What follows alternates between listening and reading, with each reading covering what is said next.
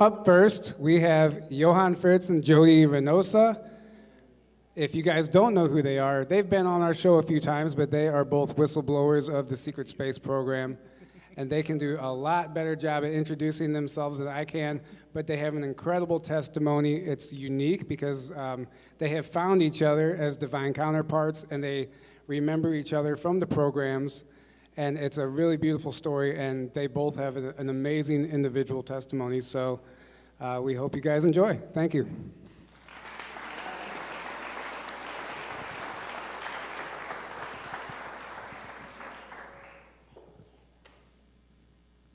Good evening, everyone. Or good morning, good afternoon, good evening, I guess, if you're on the internet. Great, babe. Do you want to get over there? As some of you may know, my name is Will Nutter. I came out, I guess, a year ago, 2 years ago with my full name because of some things that were going on. And the name that I was going by before that was Johan Fritz. Some of you guys may see the videos I've done in the past. Tonight, I get the pleasure and honor of actually helping my wife, who's never publicly testified about her testimony.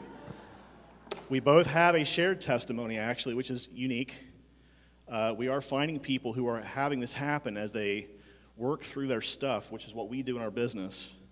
They end up finding each other and reconnecting, that idea of reconnecting. You talked about love earlier, that feeling of heart space, right? We're helping people refine that. So I get the pleasure and the honor of helping my wife do that tonight. So, thank you so much. Secondly,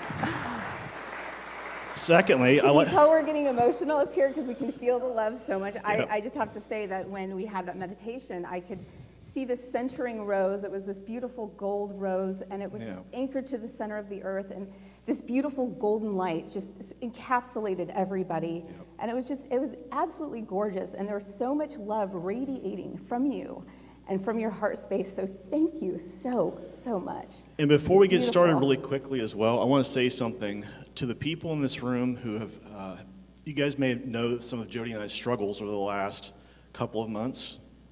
To those of you that have helped us, that have given us donations, that have tried to help us in different ways, there is no amount of thanks I can give you to thank you for what you've done. So I'm telling you verbally thank you. Jodi is saying thank you. We appreciate your support. We do, because without you guys, we could not be doing this. Mm-hmm. It's tough doing what we do. Yeah. Thank you so much. I absolutely echo that.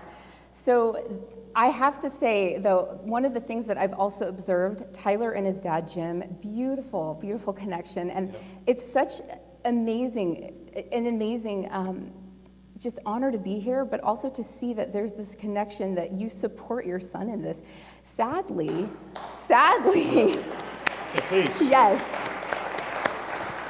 Sadly, our families have absolutely pushed us away further than arm's distance because of the things that we believe in and the things that we are coming out and saying about the things like the SSP. And so they've seen some of our videos, and they've seen, Will's, before we were married, they saw Will's video and they were like, no, we disapprove, absolutely. So my dad recently said, you are not allowed in any capacity to come to my house. And I was heartbroken. And then he made the comment, he said, because we don't want this drama in his house. So do that math for a minute. That's not love, is it? No. So it's been heartbreaking, but thank you all for your support. Thank you. And we are so honored to be here. So as Will was saying, this is my first time actually coming out and sharing my testimony. And so as Will was saying, we have this services with Jodi and Will, this business together, and it's been such an amazing time to be able to do this with my husband now. And these are some of the really sweet things that some of our clients have said about me, and that is just really, really sweet. And this is what I love about Maya Angelou. She says, people may forget what you say, but they don't forget the way you make them feel. And I hope that you feel our love tonight and the fact that we so appreciate your support. So My story is not a straight line. It is messy, and as Kelly Clarkson would say, it's a beautiful disaster. It's gonna like zigzag everywhere, and put your seatbelts on because you're probably gonna go on a roller coaster ride. I talked to Will like before this, and there was probably a dozen times where I'm like, I don't wanna do this. I don't wanna do this, I'm not gonna do this. And I just toiled over this, and especially where to start because there's so many. I could start from, my younger years and everything that happened there, or I could start from, when the movies start and it's really dramatic and you're at this one part and you're like, okay, well, I can start in my adult life. And well, there was this time when, I was at the Senate steps with Senator Ted Cruz and he just like yelled at those, scientists about global warming, and that literally happened in DC. And I was on the Senate steps and I was uploading, what he was saying, and these two dudes with trench coats come and I could see them from my peripheral vision.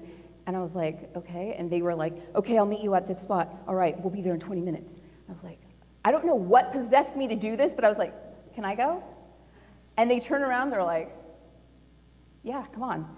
They took me, I kid you not, they took me all over DC to like all these insider parties.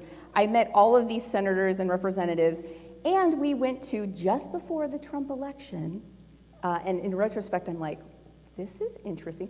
We went to a party where the Russians happened to be there, and they were basically having a celebration about this green business that they were establishing here in the United States.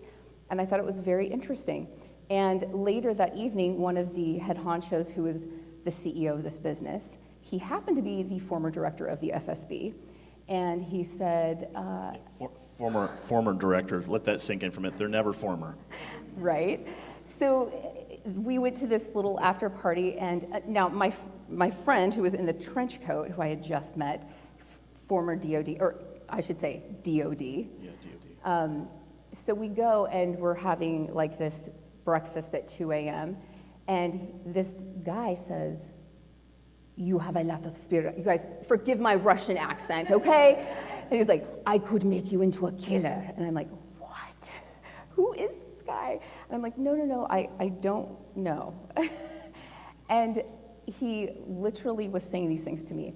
Now, fast forward, and I'm thinking, okay, did we know each other at some point? Did I work for him at some point in the SSP, like in another dimension? This is so crazy. So what I'm gonna tell you a little bit here is quantum echoes, okay?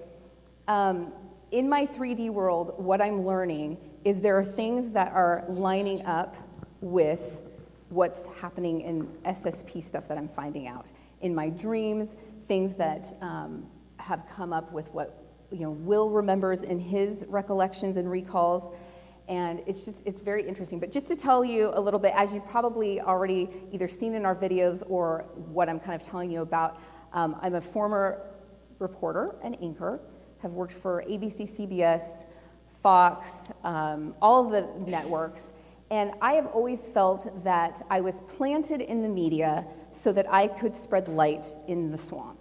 I literally have been on the desk just before going live, and there have been things in the scripts that I did not like, and I'm like, I'm not saying that. And especially when it came to UAPs, UFOs, and they would downplay it like, ha ha ha ha, like that's such a joke. And I'm like, no, I'm not saying that. I would like change the script so it would be, in my mind, appropriate and what I believe the masses should know. And I would go on air like that. And guess what? My news director never said a word because he wasn't even watching. And so I feel like there are some people who are there who are white hats, and they have good intentions, and they want the masses to know these things. So I feel like I was planted for that reason. When my news director at the time was pitching me to be at this particular station, my last stint was at the NBC in Eugene, Oregon, he said, "You need to come on the station, you can be the paranormal correspondent." And so that, he sold me on that, but then it was a bait and switch, because when I got there, he's like, "Oh yeah, no, you're gonna do acts of kindness instead as, part," and sure, that's great, right? But it's not the paranormal investigator like I wanted to be. So anyway, I'm also mother to this amazing daughter. She's graduating from college in May, so I'm really proud of her. As you know, QHHT is what we also do in our business. So we have had some amazing clients, and wow, some amazing things have come up. I mean, about the SSP even. Our clients are pretty awesome. Submissions that you cannot believe, and things that we've even learned. Raise your hand if you've had a session with us or a QHHT session. You guys rock. You guys rock. Thank you so much. We want to thank each and every one of you guys, by the way, because you guys are helping us get the certifications we need, and you're also helping us learn how to help more people like you. Yes. So thank you. Yes, absolutely. Yeah, and Johan Fritz, my divine counterpart. Yes. Yeah, neat. I have a question for you, actually. Tell everyone why you coined the phrase the spiritual growth champion. Okay, so I didn't coin it, but some of my viewers, so I have a YouTube channel called Guided, helping you navigate your divine journey, and they said, we feel like you help us with spiritual growth, and the guests that you have on your show, they're practitioners, they're people that are authors. I have guests like from all over the world. For instance, have you guys ever heard, I'm sure you have, The Alchemist? Yeah? Okay, love that book. So there was an author who helped publish The Alchemist. He then later on wrote a book called The Secret of the Alchemist. He was on my show. Then we have former CIA remote viewer from Stargate Project. He was on my show. And just everybody brings like a different story. Sean Stone was one of my first guests. I mean, his dad just interviewed Putin like, what, 15 years ago? No, 6 years ago, yeah. Okay, 6 years ago, but the documentaries were If you guys get a chance to check out watch the that Putin documentary, interviews Putin with interviews. Oliver Stone and Vladimir Putin, strongly recommend it. It paints a very different picture than what we're currently seeing in the media of Vladimir Putin. And every single person in this room, if you're watching those videos, you should be asking questions. What the hell is the media telling us this for? Because this is not the guy we're seeing on the camera talking to Oliver Stone. So yeah, just as a very side note. different take on everything. So yeah, that's where the Spiritual Growth Champion came in. And if you guys haven't subscribed to my show, I get to pitch this. So go on Jodi's Gems on YouTube and Guided, helping you navigate your divine journey. And I'm excited because I really want Tyler and Aaron to be on my show. And I've had my husband on the show, and we're going to do more series as well. Yeah, we've got some videos coming out with Jodi, giving the rest of her testimony in more detail. You guys, if you guys have not subscribed, please do. We'll be putting a lot of that stuff on YouTube, right? We also have our services page on Facebook, Services with Jodi and Will. We also have a discussion group in there. So yeah, if you guys want to like and subscribe, please do. And move on. Okay, and as I was saying, I feel like quantum echoes are like breadcrumbs leading us to our truth. So if you start collecting and writing down, okay, where are these bleed-throughs coming through? Whether it's in my dreams, whether I'm going to a certain place, whether it's like Sedona or wherever, and you start having these strong feelings. Why am I having these strong feelings? Why is this place resonating with? Why, when I meet this certain person, is there such this strong feeling? So these quantum echoes, these usually lead us like breadcrumbs to our truth. And I'll make a quick side note here as well. As Jodi was saying, these breadcrumbs, if you guys want to get to understand why I am the way I am right now with my testimony and why Jodi is the way she is with her testimony now, we've taken, okay, my wife will tell you this, I'm a voluminous note taker. Okay, when I wake up in the morning after a dream, I write everything down. And the reason why is because in those dreams, there's always some fragment of truth. And you have to figure out your job as the person who's viewing that dream is to figure out what your truth is.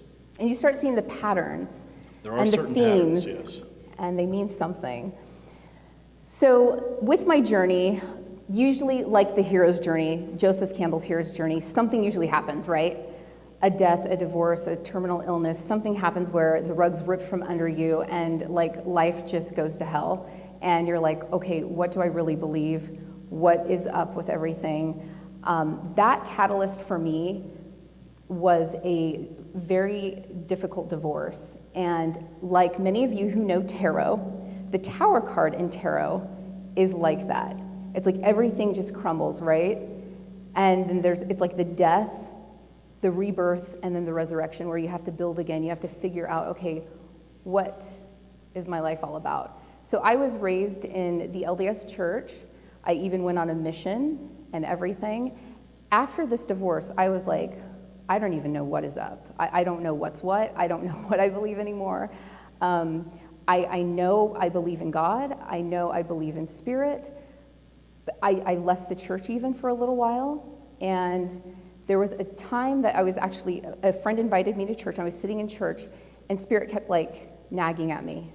Go talk to your bishop. Go talk. And I'm like, no. And it was like 4:45 in the afternoon. I'm like, no way. No, I'm never going back.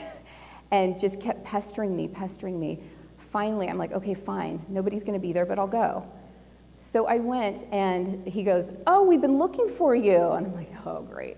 So then 2 weeks goes by, and they come, and he talks to me. He goes, so tell me your story. Like, what exactly has happened and all of that. And I tell him.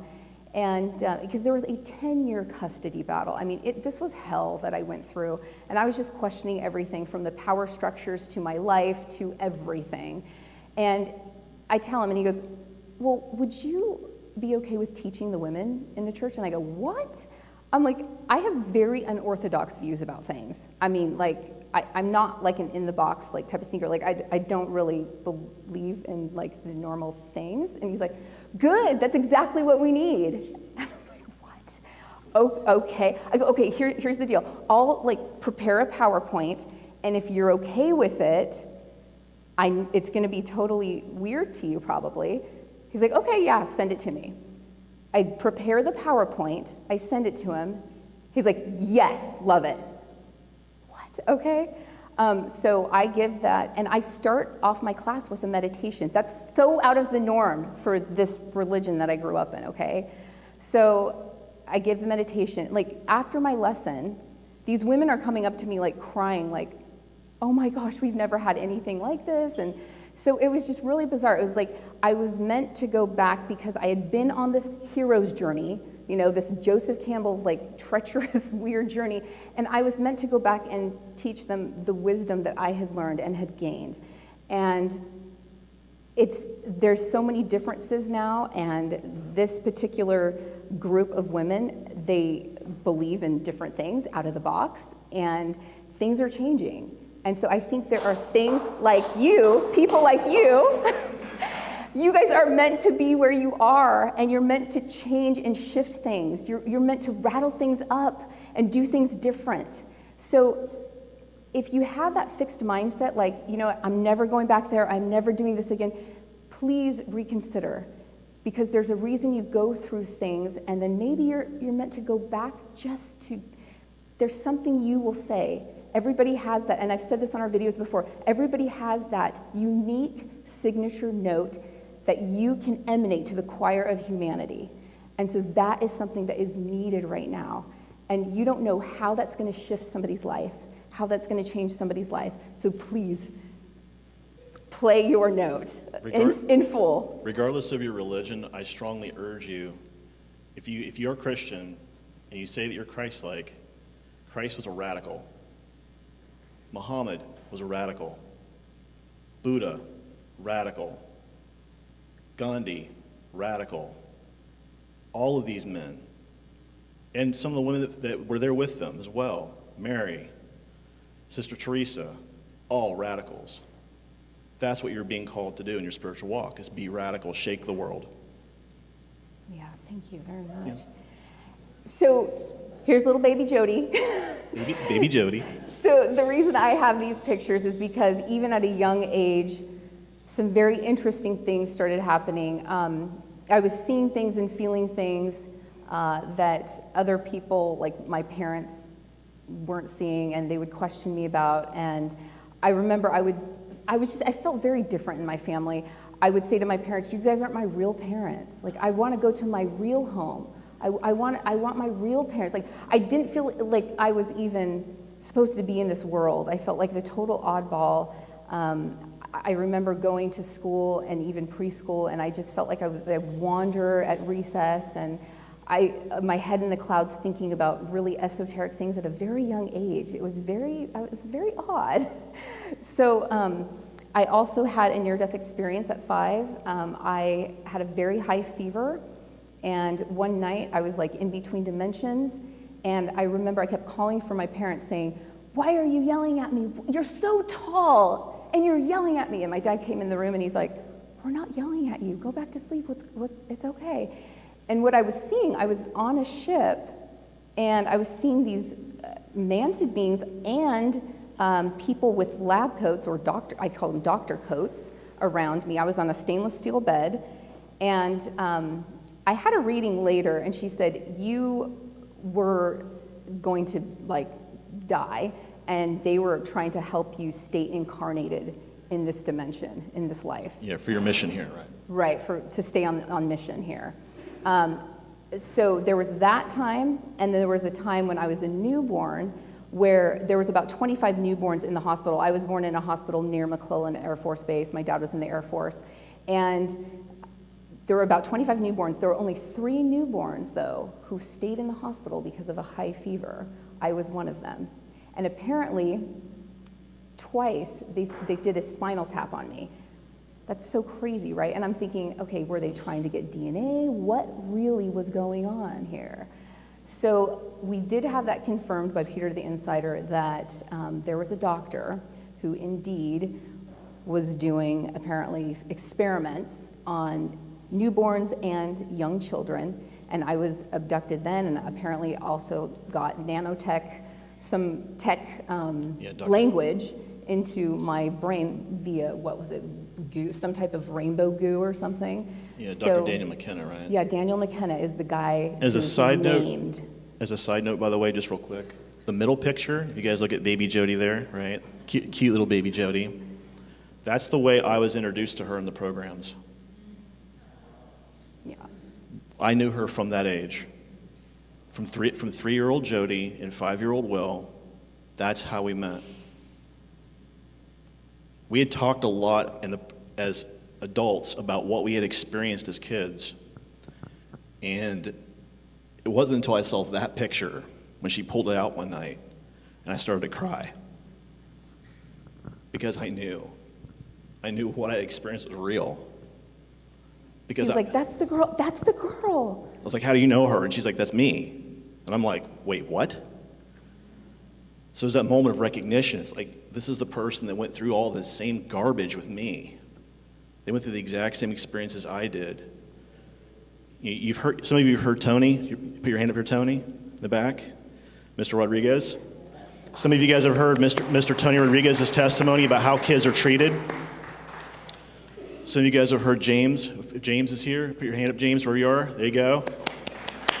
Some of you guys have heard James talk about his testimony as well. And what we're talking about here is a very inhumane way of fracturing and treating kids. But this little girl in the red, that's the girl that I remember seeing in the programs. And when she pulled that picture out, I cried.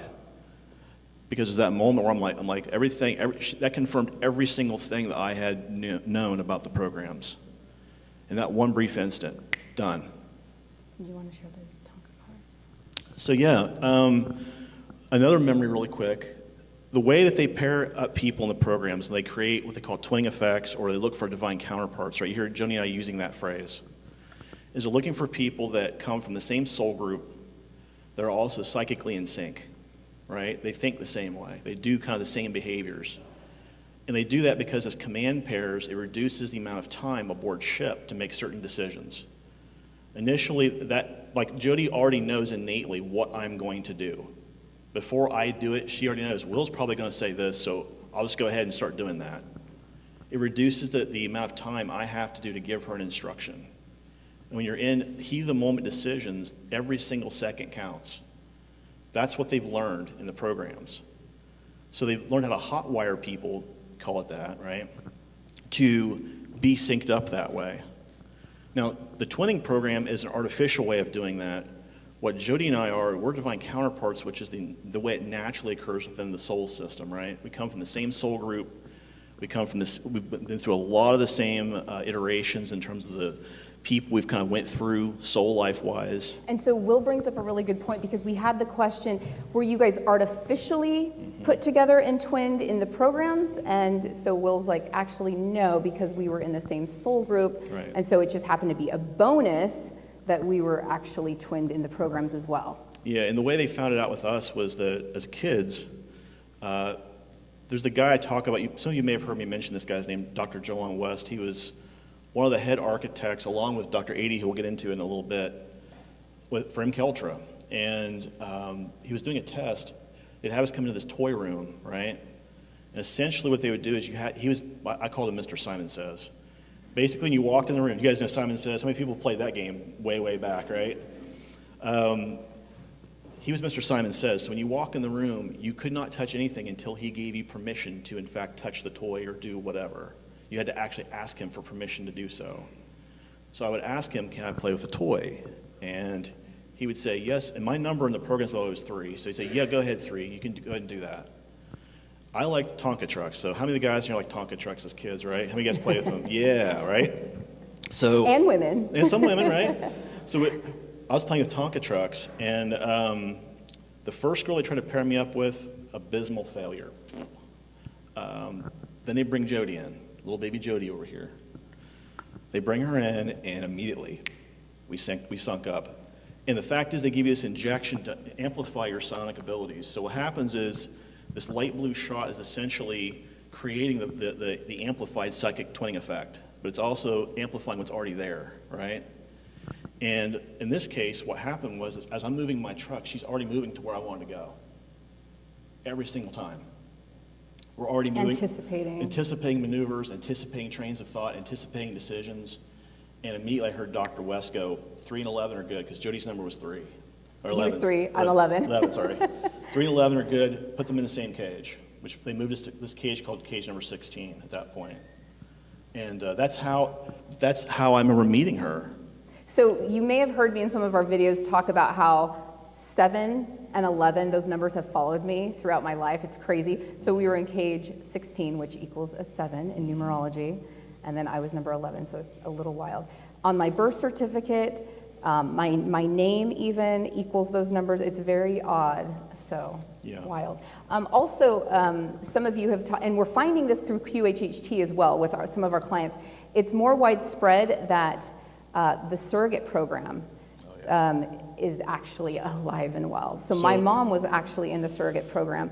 She had a bunch of miscarriages before she had me, and I think those miscarriages were actually, babies that were then put in. So there is some discussion around what is Project Surrogate, right? And Jodi and I, when we talk to our clients and we're doing QHHT, we're hearing one element of it, but we also know the element that we also have seen, right?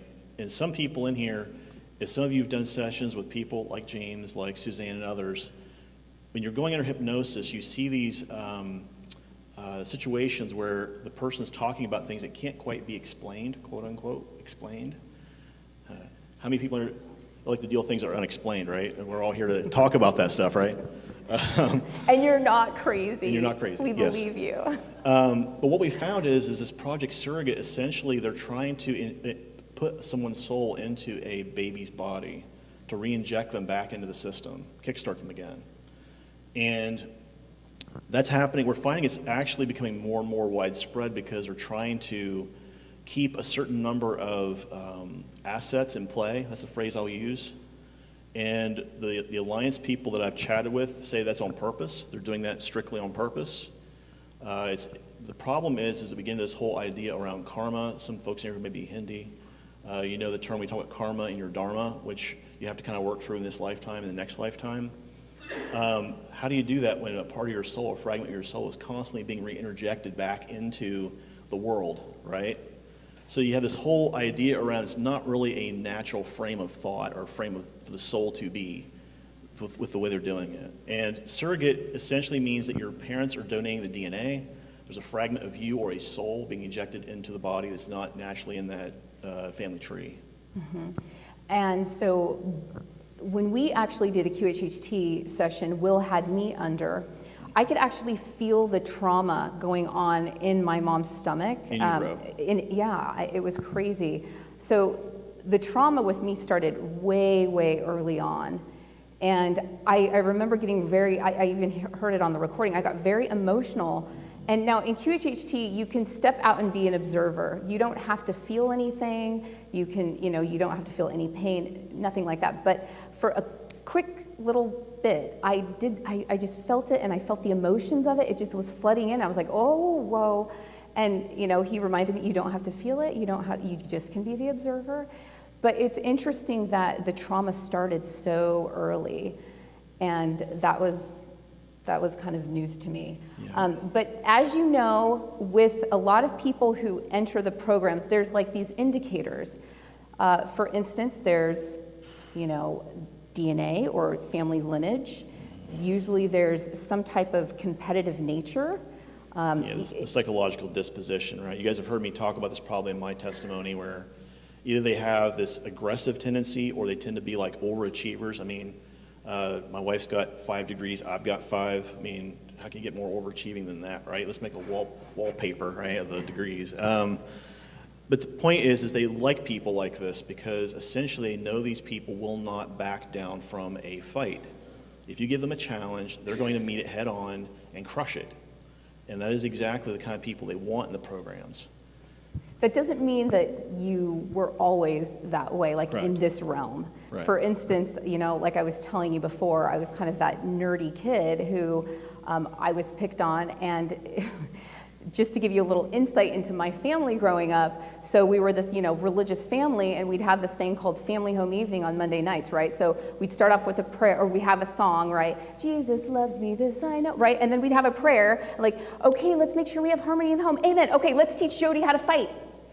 Oh my gosh, really? My mom was like, no. So yeah, no, but my dad really did, because he was like sick of people like picking on me. So it was like 6th grade, and I learned how to fight. My dad's like, okay, make sure that she throws the first punch. I'm like, what? I'm like, no. I was like mortified. So literally the next day, like something happened, an incident happened, and I like had to fight. And the surge that came out of me, I don't know where it came from, but We now it's know. like we do know. It was like, it's like this quantum echo. It just like came, and it was like, have you guys seen The Christmas Story with Ralphie, don't shoot your eye out, right? Where all the anger just like comes, like, it was crazy. It was like that. And she just like blood just everywhere. So, and the principal, me, Miss Straight A student, right? We go into the principal's office, and he's trying not to laugh. He's like, girls, now what happened? And, you know, we tell him, and he's just like, oh, go back to class now.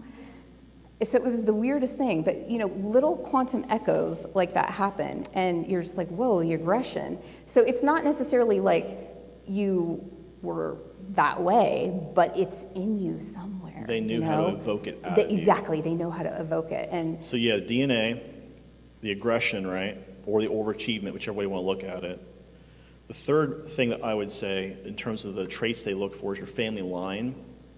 Do you have that psionic disposition that certain genetics have? There's a genome. We actually were chatting with a medical doctor, and they've actually figured out there is a genome that allows people to have some of these, quote unquote, they call them experiences in the medical field, but it allows them to actually have these experiences. And it's also, in some cases, tied to the same genome as autism. And it's interesting how those two genes are actually sort of attached in the same genome. So he was talking about this. We've actually pulled papers on this too, where we've actually found the actual medical papers that Harvard and some other folks have ran. this is really interesting. Where they did the studies, they actually did what they call typing, which means they go through and they actually verify that gene from A to Z of all these different people have these experiences is the same, or at least has the same sort of gene setup, which they did. And then they're like, okay, well, if that's all the same, then what does this imply, right? And it basically meant that particular, they know what that genome now does, the combination, right? The combination of genes, right? So another interesting time was when I actually went to get a past life regression. This is before I even knew about the programs. And the facilitator was talking, you know, taking me through everything, and she said, okay, so what are you seeing now? And I'm like, well, it's modern, it's pairs. She's like, oh, that's not a past life, that's like a parallel life. And I'm like, yeah. She's like, okay, so, you know, tell me about the attire, you know, what's going on? And I did. And I'm like, she goes, well, does the person have a name? I go, yeah, it's Victoria, for victory. She's like, oh, that's interesting. And later, after I learned about the programs, I learned that this was one of my alters. So this is, the reason I have 3 pictures up is because I couldn't actually find the like exact way that she looked. This is what she was wearing in my past life regression. This was her haircut. And this was the bag that she had, okay? So she was carrying this document, this like attaché bag, like carrying documents. She was like in a hurry. I just remember, oh my gosh, she's in a hurry. She's trying to go to this building and she's trying to deliver documents. So later, when Will and I get together, he like fills in the blanks for me because he remembers this too. He remembers a memory like this. And something else too, guys, just really quick. These are the buildings that I went in to deliver documents. Yeah, so if anybody has anything similar, this was actually the area in Paris. And what we're trying to get at here by showing you guys the pictures of where this stuff transpired is because it's very important when you're trying to reconstruct, rebuild memories, you're trying to pin certain pieces of information down. You know, Tony, you talked about in your program how you rebuild like your timeline and rebuild certain situations, right? We do the same thing with QHHT, and we also do it within ourselves in terms of us talking with each other because it's very important to like figure out, okay, when exactly and where exactly did this transpire? And what I tell people is I always tell them to start on the environment first. You look around, in that dream, look around you. What's going on around you? Because the environmental stuff sometimes usually isn't made up, but it might be a little messed up, is what the term I used, right? In this case, Jodi remembered that she was in La Défense de Paris, the business district. Now, in the memory I had, it was the same area because I remember that middle building, that arch you see down there, because I drew it. I drew that arch when we were talking about it. And I was like, that's where I know this location occurred. And all of a sudden, we're like, wait a minute, I remember that too. That's kind of weird. And then we start kind of filling in the details just from the environment first. And then that's when I tell her, she's like, well, why do you have those memories? And I said, well, one of my alters, Victor, was in that location. Now, I haven't talked much about Victor, and we will be talking about him in a little bit. But this was one of the first times that we had a joint memory in terms of like actually in the programs, right? Our alters had been hired through a company called Kruger Mercenary Corps to actually do a certain job on planet.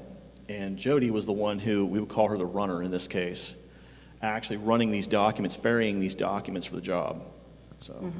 Later, I also had a dream, and in that dream, I was being escorted by two men in suits, like MIB type suits, and they were escorting me to a woman who was at a desk, and she's handing me a file, and she says, okay, will you take the job? And I'm like, I don't know. I look at the file, I'm like, okay. She's like, okay, great. You need to now go talk to this gentleman in the next office.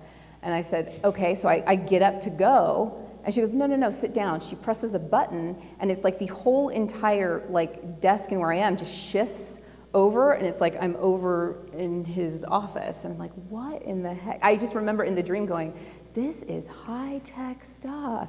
But I was there, so it's just bizarre. Okay. So just trying to put all the pieces together. These are just some of the same, and Victoria. Okay, so another part of the journey was I was doing a lot of research about Montauk and mind control. And I was like obsessed with this stuff, and I'm like, why am I so obsessed with this? This is just crazy to me. So I started researching Dr. Ross 80, who the CIA put him on a project, a sub-project, MK Ultra 119. And I was like, I really want to interview this guy for my show. Well, come to find out, he had already passed. Spirit says he has a son.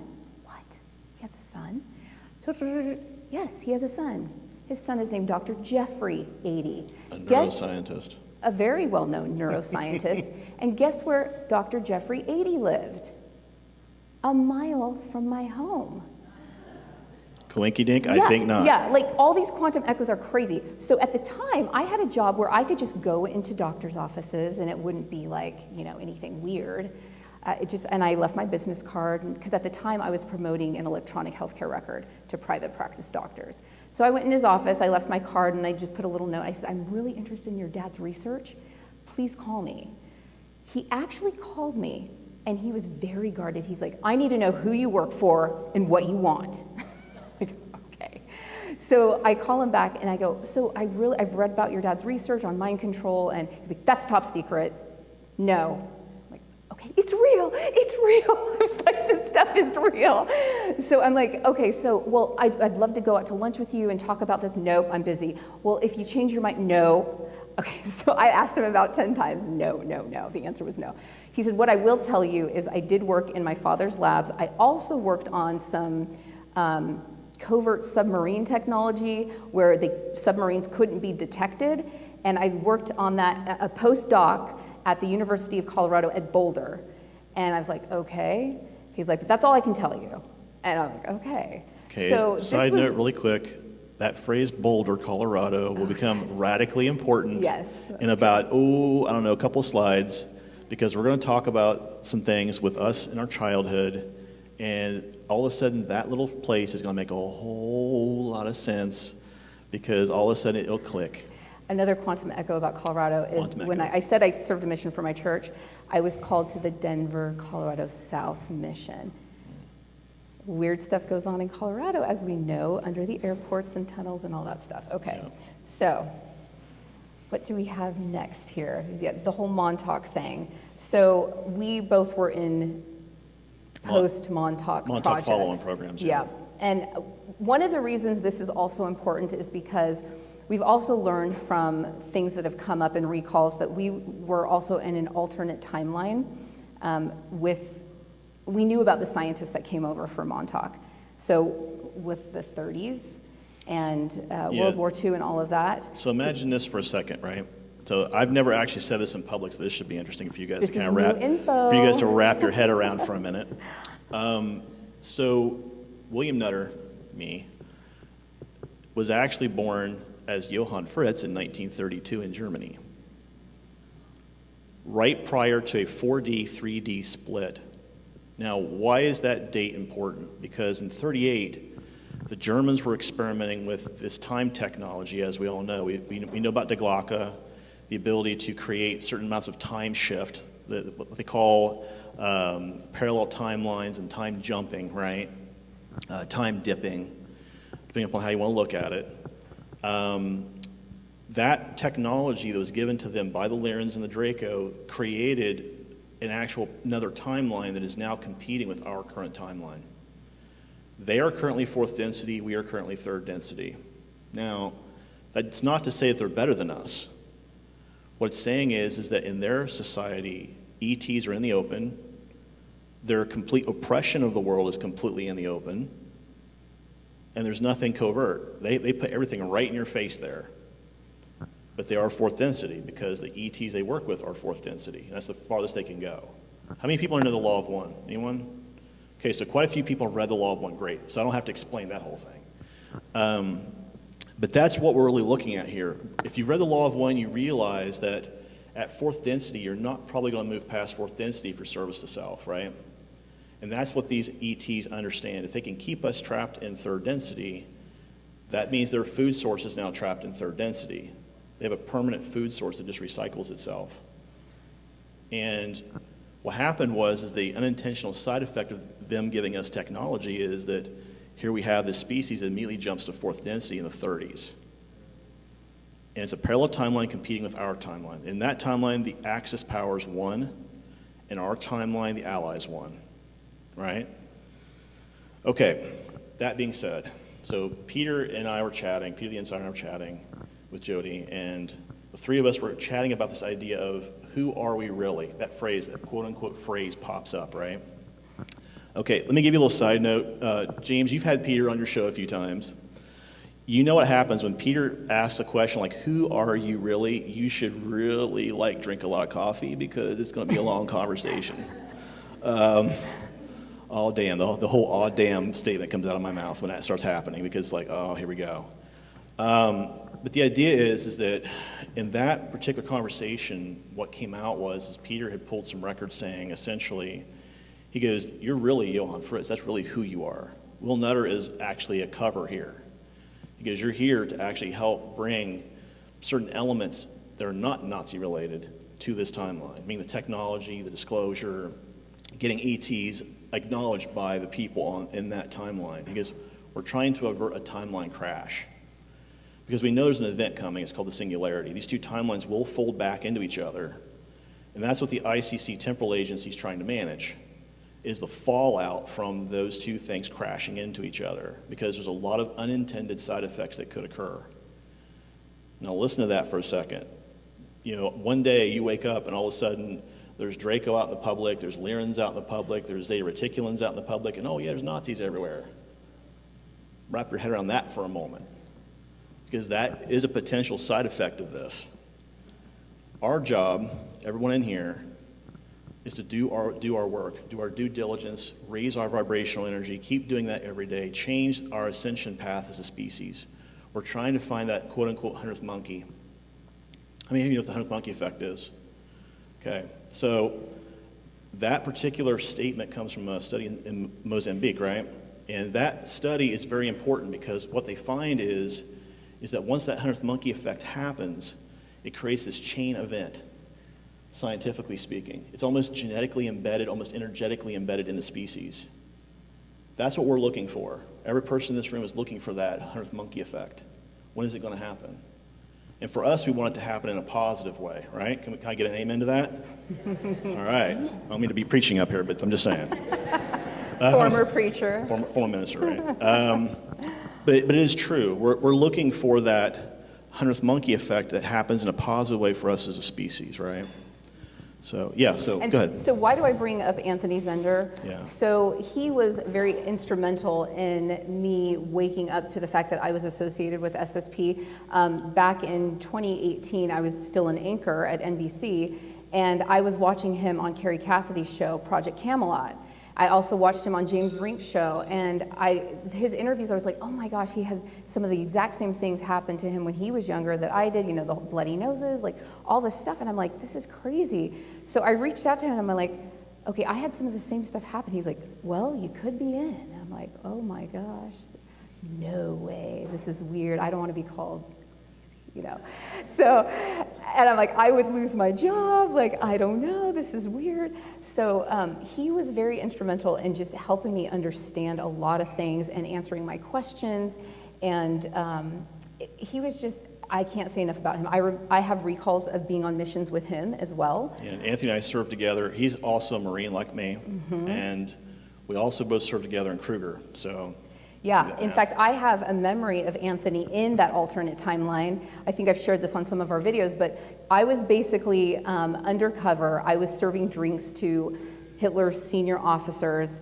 They were in a big office room, what do you call that, boardroom. And I was going in, and I was trying to eavesdrop on what their plans were. And he was coming in, Anthony was coming in, he was probably around 17 maybe. He was in his teens, and he was in, my impression was at the time, he was in the Nazi Youth Corps. And I was like, I don't even know if they even had that. But that's what I was being told in this recall. And he was also undercover trying to get information. So the location that he also remembered, by the way, how many of you guys know World War II history? There's probably a few buffs in here, right? If you guys know of a place called Berchtesgaden, which was the place that Hitler and his command staff would kind of hide out when they were trying to make big decisions, that was the location that Anthony pointed to, and he didn't even know what it was at the time, but he pointed to it saying, I believe this is the area where it was. And I'm like, well, the only place in that area that I know of during World War II where Hitler would have been Berchtesgaden. And that raised some eyebrows, because he pointed directly at the aide-de-camp's house, right? The place where Hitler and all those individuals went to, so. Yeah, very interesting. Max Spears was another person who was really, his interviews on Carrie Cassidy's show, interesting. So I'm going to play a soundbite. Hopefully you're going to hear it. Let's see if the sound is up. Hopefully it is, or maybe we can do that. Get the microphone close to it. I don't know. They used Father George Bush's DNA. You guys hear that at all? No. No. Is there a way to edit?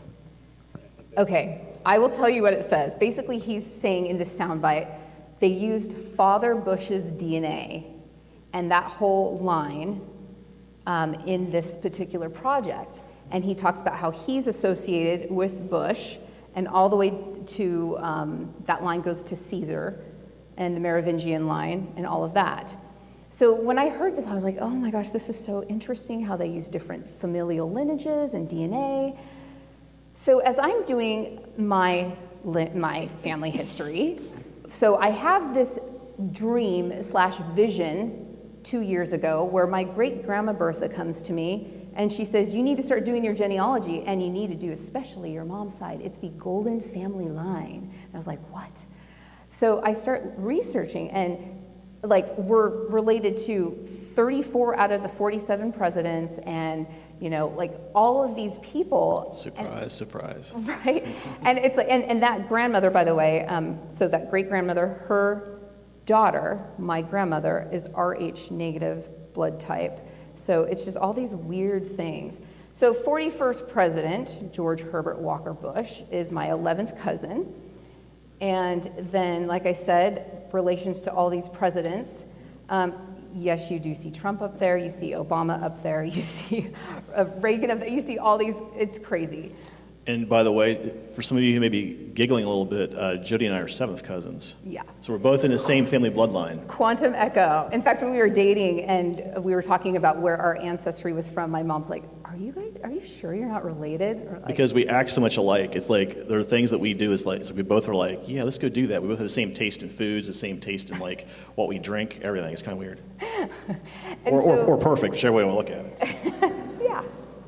So as far as royal relations, like the most recent that I just brought up is, Lady Diana. So I'm related to the Spencers, the Mountbattens, and them. So she's my 12th cousin, one time removed. So it's very interesting to me how these lineages are in certain projects. I know that guy. Hey, you guys know him, right? I know that guy. Pretty handsome. So then I hear Johan Fritz's interview on James Rink's show, on Quantum Pill Cafe, and I'm just like, okay, I know this guy. He looks so familiar, and I swear, like, I don't just know him, like, I know him. So I'm like, okay, by the way, that door, when he was talking about Monarch in one of his videos. Paul Serene, yeah. I was walking, I take nightly walks as I listen to some of these interviews, and Spirit says, oh, go take this road, a road I had never taken before. So I go walk down this road, and I see the Monarch cottage, right as he was talking about Monarch, and I'm like, what is up with that? That is just so weird. And by the way, this building that we're talking about, when I moved to Cedar, Utah. Jodi and I lived in the same apartment building, and that particular building, we later figure out was a Monarch safe house because they were bringing in VIPs in there in these black Suburbans with special security groups, quote unquote, right? And that's where they would actually hide these people out for a while. So pretty bizarre. Yeah. And we met at N5D in Las Vegas, by the way. Yep. And so then... There's a few people in here that were there, right? Exactly. And then we were married later, as you know, in Sedona, Arizona, a very special place to our heart. No, that's not a green screen behind us. It was just that beautiful. It was just that gorgeous. And the day before it was snowing. I literally asked God for a miracle, and that's what he produced. So hey, I'm glad God's still on the throne. So as far as like the 3D history as well, another quantum echo is I was raised in a small town called Weimar, California, the Weimar Republic in Germany, as we know, you World War II history buffs. That was, in Thuringia, the state of Thuringia in Germany, and just before Hitler took office, there's the whole Weimar Republic. And that's important for two reasons, right? For those, again, you history buffs, Thuringia had the metalworks, right? How many people know what was produced in the metalworks? Anybody? Well, every single Wunderwaffen you hear people talk about, the Die Glocke, Hanabu, your Foo Fighters, the V2, V3s, all of them were produced in metalworks. All the hardware was produced there. The upper end of Thuringia is Peenemünde, which guess what? What was fired from there? Well, your Hanabu and Foo Fighters were tested there, and V-series rockets were launched from there in England. So her family is coming right from this very same area, which is very interesting. There's military on both sides of my family. That's another kind of indicator for programs. My military history, as far as genealogy goes, all the way back to, the Revolutionary War, the Civil War. we found out, as far as a quantum echo, that there's Brigadier General Rufus Putnam, who helped George Washington. His aide-de-camp, yeah. Yeah, and he actually was buried in The town I'm born in. he was born and raised, Yep. so in Ohio. So I go out there and I find out that this guy is related to me, and I'm like, oh my gosh, this is so weird. So we did a little tour in, Brigadier General Rufus Putnam's house that's still there standing. And then there is a very spiritual connection to Mount Shasta. That Grandma Bertha that came to me in a dream and told me to do genealogy, she lived at Mount Shasta. And she told my mom that there's this very spiritual and special, basically religious belief that she had, I guess more like spiritual belief she had. And it was the I am belief of Saint Germain, and all about, inside of Mount Shasta and inner earth, and Saint Germain's teachings about the higher frequencies or getting earth rather, to the higher frequencies, so Which that is exactly mankind what can we talked about ascend, And so that's what my mom was raised in hearing from her grandmother. So I've had visions of inner earth as well, and Mount Shasta is, of course, as many of you know, the first chakra of the earth, and I just love going there. So I told you a little bit about my near-death experience already. We'll kind of add to that in our further videos. I already told you about Hey, there's that Rufus Putnam guy. the Rufus Putnam guy, and how that's a quantum echo, military on both sides of my family, and the Weimar, California, and Weimar, Germany. So Will talked a little bit about the soul origins. So this is something very typical as well. So both Will and I come from the Elohim councils, so the God councils, and also this is something that I actually, Will channeled something from the Arcturian royalty. You want to talk about that a little bit? So, do you guys understand what channeling is? How many people have ever experienced a channeling episode with a seasoned practitioner, right? It's interesting when you have someone tap into energy that's non-terrestrial energy, and they bring forth things that are important to you to start your healing process, right?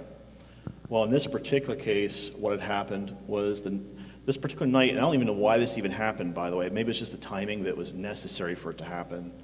But we were chatting about something, and I started going right into a channeling session while we're just like laying on the bed chatting about some stuff. And all of a sudden, it was her mom in that lifetime. Now, understand this is very important because I hadn't really talked about my ET starseed origins with anybody at this point. So you guys are kind of hearing this also kind of first news, by the way. Because we both were from the Elohim councils, but our first physical incarnation was Arcturian. So what ended up happening is that in this discussion, basically her mother was this queen, and she was a princess in that particular lifetime. And in that lifetime, I was a general. I actually served at the behest of the queen, and there had been this massive war going on, and essentially the two sides came to this large stone table to kind of figure out, okay, what are next steps? Are we going to do reparations? Are we just going to call it truce? What are we going to do, right? Arcturians have these individuals that are high priests that have the ability to raise the dead. And people that are in these certain positions that are raised that way in certain households, like my household there and Jodi's household there, her being royal and me being military, had that blessing, I would call it, the ability to raise individuals from the dead. And in that lifetime, essentially, we made the decision to go about the battlefield and start raising these individuals back from the dead. And when we're done, we'll see what happens. It literally stopped the entire war. Because all these folks that are coming back are essentially saying, I've seen the other side, I know what's up there, and we can't continue acting this way. It shifted the entire consciousness of that species. And we took that as kind of the beginning of a golden age.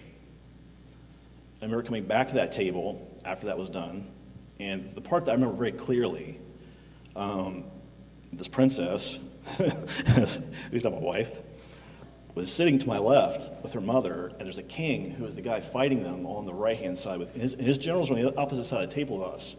And my twin sister and I, we essentially were some of the most feared, I wouldn't call them warlords or generals, but we were in charge of our side of the battle. People feared us immensely. And this general said, well, in order to bridge this, you have to marry my son. Your daughter has to marry my son.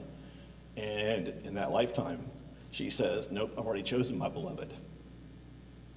And of course, I'm sitting there looking at the other generals, and I'm like, okay, who's that?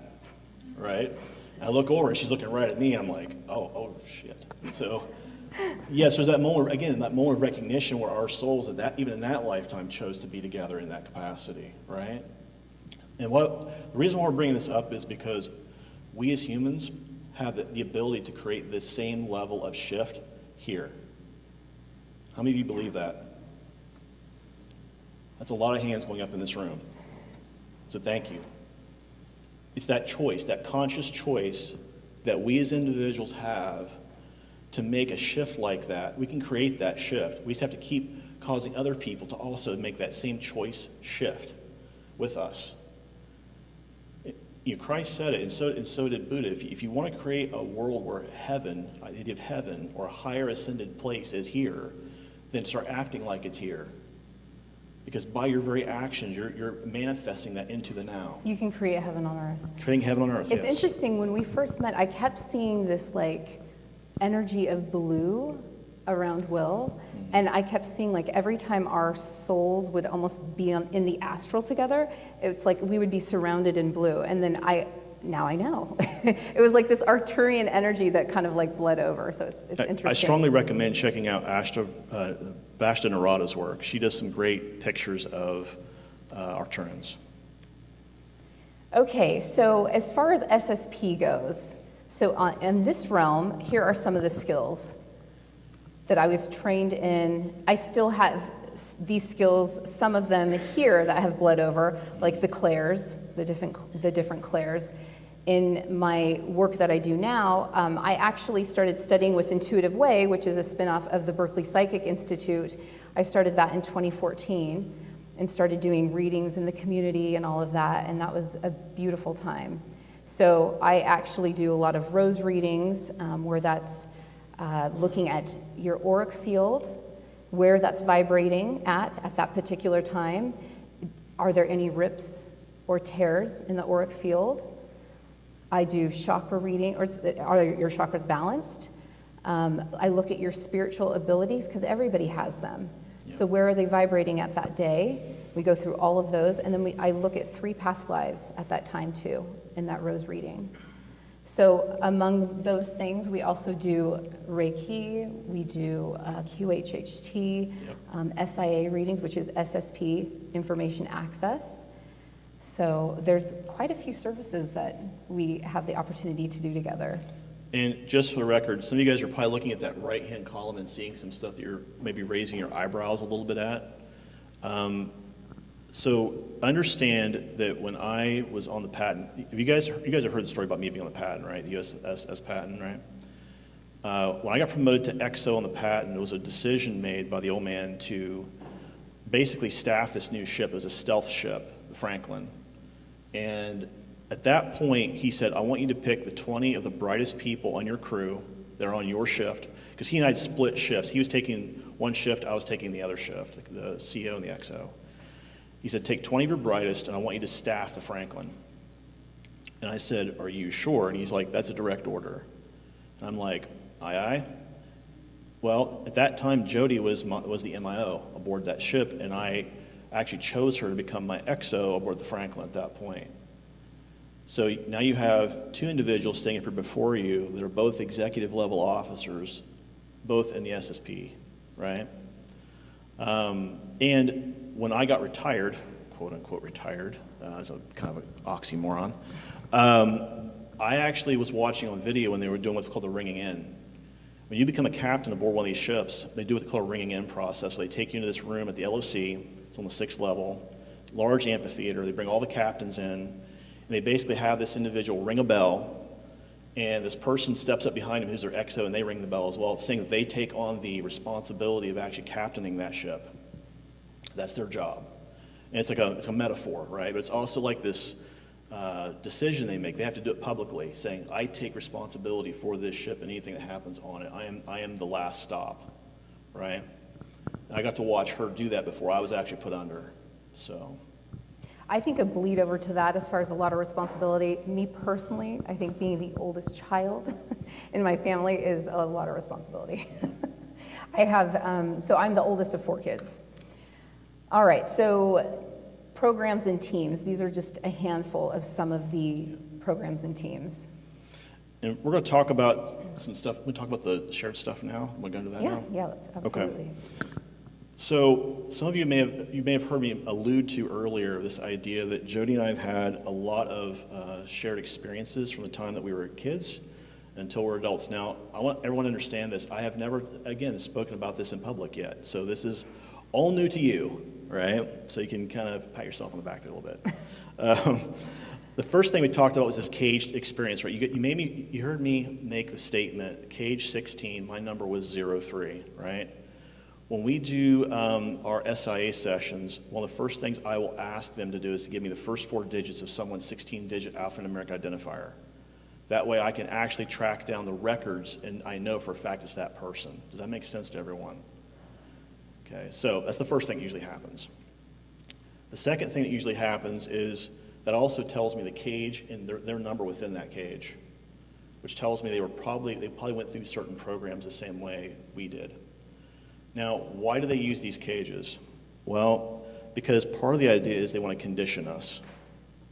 If they make it so that you no longer feel pain, you no longer fear death, you no longer fear starving, you no longer fear breathing, you no longer fear any of this stuff that most physical bodies fear, your ego fears, you're now actually very useful to them because you can't be killed, technically. The only way you get killed is if the body stops. It's also a very harsh reality, by the way. As a kid, and we don't have the picture in the deck here, but I have a picture that I was going to show that Jodi and I, when we were looking at it, you could actually see the PTSD, the trauma in me when I was at a certain age. So withdrawn. Very, very evident. And at the time, I didn't even recognize it. I thought it was just me being a kid. But when you look at it, I was very traumatized in that picture. Now, what we're going to talk about now is also some quantum echoes in terms of when they go through these caging processes, they do what's called fracturing. Does everyone here know what the term fracturing means? Anyone not know what the term fracturing means? We'll explain it real quick. Okay, so we've got a person back here maybe doesn't understand what fracturing is, so we'll go through it really quick. Essentially what they do is they try to create alternate egos inside the mind by using trauma to create amnesiac walls around that trauma. And in that pocket, with that amnesiac wall around it, they actually will dump all the training, all the memories, everything inside that amnesiac wall. That becomes the new alter ego. And with certain keywords, certain activators, they can call that alter up and have it do things, and your conscious mind is not aware of it. And there have been phases with this. So whatever gen you are, it may have started off with like cages and trauma and all of that, and then it went to the red light, green light type stuff. Yeah, so at MK Ultra, MK Pegasus, that was the trauma-based. And when they switched over to 3GRT, the 3 green, 1 red tone, which I believe, Tony, you've talked about this in your testimony at one point. I've talked about it. That was the switchover point right around 2000 where they started retraining some people, giving them further upgrades and enhancements and all that sort of stuff, right? But the idea is that 3GRT essentially doesn't use trauma. It actually creates entrainment. They actually borrowed that from another program to create a more widespread entrainment in programming throughout the programs, right? Okay, so now we're going to talk about this idea of how she and I know each other in the programs, right? Some examples of how this happened. The first one, again, I've not talked a lot about Victor. So Victor Kamkov was one of my alters. Yes, he has a Russian name. And you had Victoria. Go ahead and tell him Victoria's name. Victoria Kirilovich. Yeah. The first time that we actually were discussing some stuff that kind of showed up was this job that she had been put on where she had been sent to Russia. And her job was to actually infiltrate another organization called Murkov. Now, By the way, every time we see Putin's face, we're like, oh, yeah. whoa. It's like, hey, Pootie. So anyhow, how many of you folks have heard Peter the Insider, he's been on James's show a lot, talk about Murkov, the program called Murkov, right? Sasha Alexander Murkov, he was this crazy Russian scientist who basically tried to create groupthink super soldiers called Wall Rider, right? And the idea is if you have a group of super soldiers that are all acting together in thought, you can't beat them in battle. So making the scary scarier. One of the, in fact, as far as Wall Rider and Murkoff, one of the things that they used to do with me is they would hook up electrodes to my mind, and because I had the ability of like seeing in the future, and I could like visually see so in detail, they would actually make 3D maps of what I could see. So yeah, the term's called precognition for those of you who may not know that. So anyhow, she's sent in to infiltrate this organization. Kruger is essentially told that because she had been going to these clubs trying to find a way to infiltrate Murkoff, her alter had been killed. Now, the interesting part is that Kruger actually believed that, which I find unusual, but they did. They sent down Victor to go retrieve the asset. Now, his job was an enforcer, and you guys may have heard me talk about that term. Essentially what an enforcer does is they're the people that kind of keep the rules. They're the people that kind of enforce the rules in the system, right? They also tend to become usually people in power within the programs as well because they know the structure of the programs. And Victor was one of these people. He was part of this group called the Hand within Kruger. And the Hand essentially were these literally hand-chosen people by Gabriel Kruger to do certain jobs. They were the fingers of the Hand, as it were, right? They would literally go out and do very specific jobs that Gabriel would have them go do. In this case, he sent Victor down to retrieve this body. He said, I don't care if you destroy the body, I don't care if you bring it back, but do not leave it down there for them to use or find or do medical examinations on. That was the reason why they wanted it destroyed or brought back. Victor goes down, and what ends up happening is he ends up finding out that she's not quite really dead. She's actually very alive. Whoops. And all of a sudden, he sees her in a bar. He comes back up to talk to Gabriel. They reload some video footage, and essentially he sees her in this frame and says, you need to bring this asset home now. And he saw the frame through an ocular implant within Victor. Yeah, they do have those. Now, interestingly enough, as Victor goes to go find her, they tracked her to France. He goes to this Romanov, which, interestingly enough, she's got connections to the Romanov family, weirdly enough, or not weirdly enough. But when I mentioned that, I said, I remember him going to this Romanov family villa in the north of France. And she was like, well, I've got connections to the Romanovs. I'm like, what? And then he tracked her all the way to the south of France. And that's where he stepped into this Murkoff safe house. And in my memory, it looked like a bunch of gun fu, which I don't know if people understand what that term means. I don't know how many people know what gun fu means, right? You see people using guns and martial arts and doing all kinds of wacky stuff. He ends up taking out the Murkoff assets that were there. And this lady, Elena Kupadev, who is the handler for this facility, is sitting next to her altar on the couch. And that's the reason why I knew her face, because in that memory, I remember very clearly seeing Victor walk in the room and looking directly at her and saying, Gabriel sends his regards, pack your shit, let's go. Now, understand what just got said, because when Gabriel Kruger says, pack your shit, let's go, he's not asking you politely, he's telling you. And that's exactly what happened. He just told the asset, her altar, to get up and move. And what is happening is Elena Kupadev tries to shoot her in the back of the head, and Victor shoots her twice in the forehead, shoots Elena Kupadev twice in the forehead, and she's dead. So he's filling me in on the part he remembers. What I remember was the fact that I was somehow in trouble, and I'm being taken from France to back to where Gabriel Kruger is, and when I was there, I was getting interrogated, and I was getting the living crap beat out of me. So our Norwegian friend, Mr. Olav Anderson, you guys may have seen some of his interviews. He was doing the interrogating and beating. He was doing the initial beating / interrogating in that particular episode. And this is the weird thing, by the way. People have asked this question. Have your alters ever seen each other?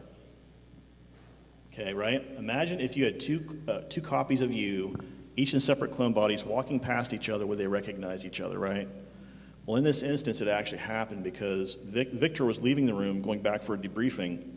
Johan passed him and kind of looked at him kind of weird and walks in the room where the actual interrogation's happening and eventually tells Olaf to back off, he'll handle it.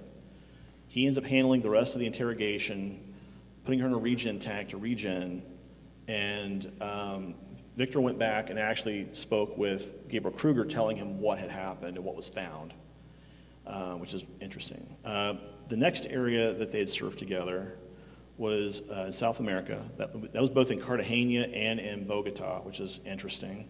I actually told Anthony Zender about this recall first, and then he's like, well, wait a second, I remember that too, because this is where I was, this is what I was doing. So it's interesting when you meet people who have had similar recalls or they can fill in the gaps for you. It's like, whoa, oh, okay, I didn't realize that was... Anthony was on the same team that we're getting ready to talk about. So understand that there are governments that do hire Kruger assets and other assets like Monarch and other groups to do certain jobs for them, right? Understand this is a business. How many people understand that these are corporations trying to make money and make resources, right? They don't care who they use. In this case, you've got a government, meaning Russia, that hired Kruger assets to do certain jobs for them. And what is happening is, in this case, is that we got flown via an aircraft to this location, and essentially the job that was going on was that her team, she had a fire team with her, we call it fire team, a 4-man team. And by the way, it's 4 people, not really 4 men, but the point is that it was her and Anthony and 2 other individuals that get on this bus. There's a political operative we had to kill on the bus. My guy Victor is actually up on a water tower with a sniper rifle, and he's watching that team. He's basically the eyes-on situation, watching what they're doing, and he's watching the OA. And essentially he tells her psychically, you need to hurry this up because down the road there's government forces and they're going to shoot the bus up regardless of what happens. Everyone on that bus will be dead. And all I know is that I'm with my team, and all of a sudden I just get this thought like, you've got to get all of these women and children off the bus right now, it's going to blow up. Yep. And I'm like, oh my gosh, so I tell my team lead, like, we got to get these people off now. And he's like, what? No, that's not part of the mission. Like, what are you talking about? I'm like, no, you have to believe me, we have to. It's like, okay. So he like calms to somebody else, and we get off, and right as we get off, the bus blows up. I didn't know there was this other person, the political person on the bus. I didn't know that Victor was up. So Victor there takes the shot. Taking a shot. He took the shot, kills the political operative, and then fires what's called a HERF round. Has anyone here ever worked with military hardware, military sniper rounds, or anything like that? So, okay, well, there's a type of round they use called a HERF round, and essentially what it does is it actually will traverse through an object and then go off. It actually has an explosive charge in it. And Victor had used one of these HERF rounds inside the gas tank of the bus and caused the bus to actually explode. And when the bus went up, it actually solved 2 problems. It made it so the body was non-recoverable, and it made sure the guy was actually dead. So, okay. We're going to fast forward here a little bit, because I know that some folks have got some questions to ask us. And I think the dinner's setting in. Yeah, dinner is setting in a little bit, right? We apologize. Okay, so Johan Fritz did in fact serve with her alter, Julia Rain. That was in Kruger, MDF, and Nachwaffen. And interestingly enough, the most memories I have of her altar there were actually out of Nachwaffen, which is kind of weird to say that, but it is true. Because I remember her when she came aboard, I promoted her to a certain unit, and then eventually Jodi got promoted to security, MIO, went the same route I did. And when I got promoted to XO, I made sure that she got moved up to MIO because I wanted people around me on my shift that I trusted. And basically what happens is when you're a command officer, you choose certain officers who you know are capable in what we would call heat of the moment situations. You want to make sure that if something happens, you have a little oh shit moment, that the people that are on your team are going to react the way you hope they react, right? And that's what was going on here is I chose certain people on my bridge crew who I knew on my shift would react a certain way, and Jodi was one of those people. Again, as mentioned earlier, when we went over to the Franklin, I also chose her as my XO at that point. Now, This is where this particular altar was the one that I've got the most questions about because it doesn't fit anything that I really know, but it does. She actually has memories of him, and I didn't at the time, which is very weird. John Sherman? Yeah. Okay, yeah, this is one of the first recalls I actually had of Will. So I kept seeing him come off in, like, maybe of a plane or something, but he was getting done with a World War II mission. And he was in khakis. Navy khakis, yeah. Yeah, Navy khakis. And I'm thinking, Navy, okay, interesting. And I just remember he had like this really withdrawn look, almost like PTSD type look, like, oh my gosh, I've been through a lot. Can't even begin to explain to you what I've been through. And I just remember, and in that recall, I was his wife, and I didn't want to tell him that. We had barely started talking, right?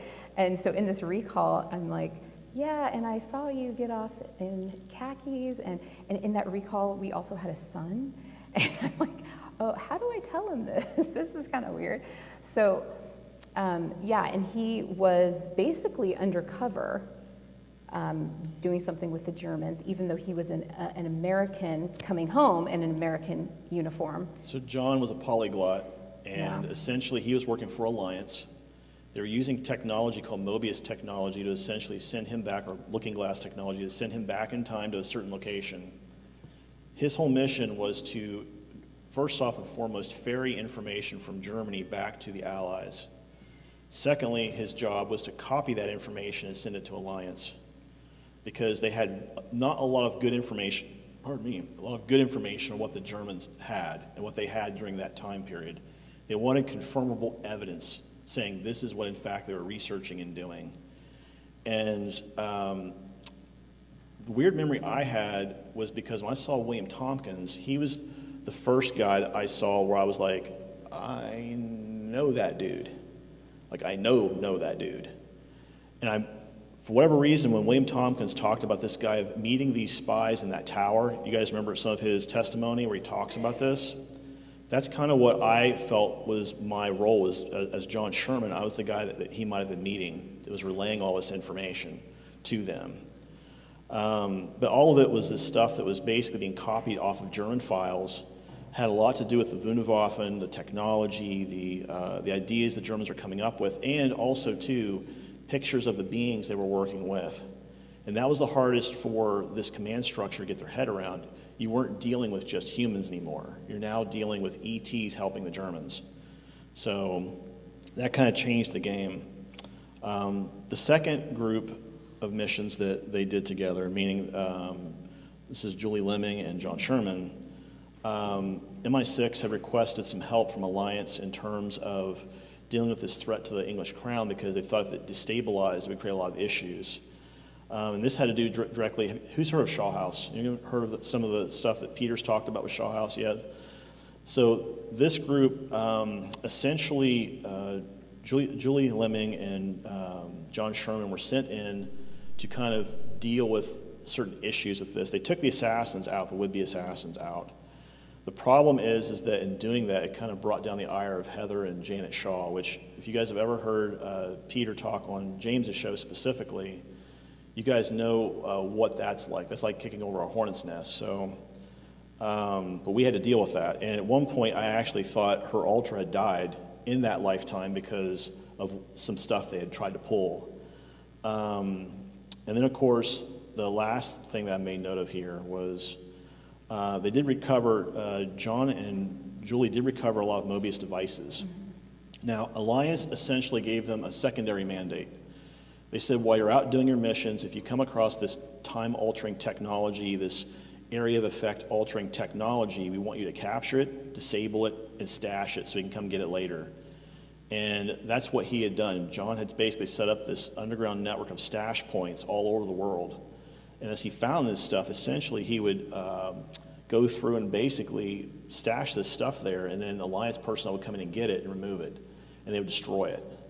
And to understand what this stuff does, if you can imagine having a bubble over a certain geographical area in the world, and inside that bubble, everyone acts differently because the technology keeps putting into their subconscious these little tiny thoughts, these little tiny feelings, right? You need to be agitated. You need to be upset. You need to be angry. You need to be whatever that is. That technology does that, and it does it in what's called an area of effect inside that bubble. Areas that I remember having these bubbles was Europe during World War II, Russia, Syria, and a lot of other countries as well. Now, eventually what had happened was they found out that this technology actually was not human originated. It was actually ET originated. So we know that ETs have been manipulating timelines around us for a while. And this was the first physical, tangible evidence we had that went back to Alliance saying this is exactly what happened. This group absolutely was doing this, and here's how they did it. We had the actual hard evidence, the black and white, if you want to call it that, of how they did it, right? Okay. Okay, so we mentioned that we would get back to Colorado. So Oh, yeah, as yeah. far as Colorado, the facilities that we were taken to underground as children, they were outside of Boulder, and we know that as the Breckenridge area, and a lot of you probably know that as like the Breckenridge Resort and Ski area. How many of you know that area? Okay, so there's a lot of... How many of you guys also understand Department of Energy has a facility there? At Breckenridge. That's a big deal because DOE, in my opinion, work hand in hand a lot of times with Monarch and MK Ultra facilities. They're actually, these programs will resell the actual DUMs, the deep underground military bases, to DOE so that they can reuse them later on. So you have these scientists coming into this space where children have been essentially tortured, and they're reusing that space to run whatever experiments they're running or weapons tests. And the thing is, if you have a kid that all of a sudden becomes psychically active, and you see this massive psychic burst happen where it affects, a whole area, DOE can come out and say, you know what, we had a weapons discharge, sorry, our bad. And all of a sudden people go, okay, because the media, what are they going to do? They're going to tell you that's exactly what happened. The weapons discharge happened, not that this little tiny kid just had this massive psychic event, right? And that's exactly how this stuff happens. They want to be able to cover that up as quickly as possible. So for us, that facility was Monarch and Murkoff. Yeah. Sadly, with Sasha Murkoff. Mm-hmm. So Yeah. crazy scientist. And getting back to this list too, right? So you've got, again, Nachtwaffen, Mars Defense Force, a lot of projects, this hand group we talked about here on the right-hand side, right? I'll be getting more into the Green Dragons in a video. Yeah. I talked a little bit about it though, but as a teen, I did train with them, and that was very interesting. So. And for those people who are interested in Monarch and how Monarch infiltrates Hollywood, there's two programs that are listed on here, Project Helios and Project Showgirl. Those specifically are used in how they handle movie, TV, and radio stars. People who are musicians, people who are producers, people who are the stars you see on the screen, here on your audio recordings. That's how they handle them. Also, Project Sapphire, that's something that we channeled one night, and we ended up having it lead to something with the Clintons, which is bizarre. But it's also the direct tie-in, what happened right before Jeffrey Epstein. That's true. How many people know who Jeffrey Epstein is? The sick mofo he was, right? I use that term lightly. That project, Project Sapphire, was a project that was a lead-in to that whole thing. How you have Mossad. There are a lot of people involved, though. Mossad, MI6, and a bunch of people who were involved with that. Also, Project Darkstar, that was a recall that I had, and we were basically being chased by an adversarial force, and we were getting ready to basically be blown up. And then he says, type in Project Darkstar, and we just went through this force field and we got away. Yeah. So that was that. All right. So We have a lot more, but we're getting tired, I can tell. So it's time for Q&A. How about that? and just as a side note, if you guys have cell phones and you want to actually go to our website to see what we do, you can use that QR code to the right. Actually point your camera at it, and it'll actually take you straight to the website. It'll give you a little yellow indicator usually around it to light up the web link. You can go to Facebook. You can join us there. You can also join Jodi's guided helping you navigate your divine journey and services with Jodi and Will. So Yeah, thank you guys all so much. all right. So what? Thank you. Thank you. I'm gonna step around today. So, what questions do you guys now have for us? We've got a little bit of time here. We wanted to leave a little bit of time because we know we just did a massive brain dump on you guys, right? And also, real quick, I do want to acknowledge those people on the live stream. Oh, Thank yeah. you so much for joining us. Yes. And I know even though you're not here, you're here in spirit and energy, and we thank you so much. All right. So, what questions do you guys have for us? Any questions? Want to put your hands up? Anyone? Okay, go ahead.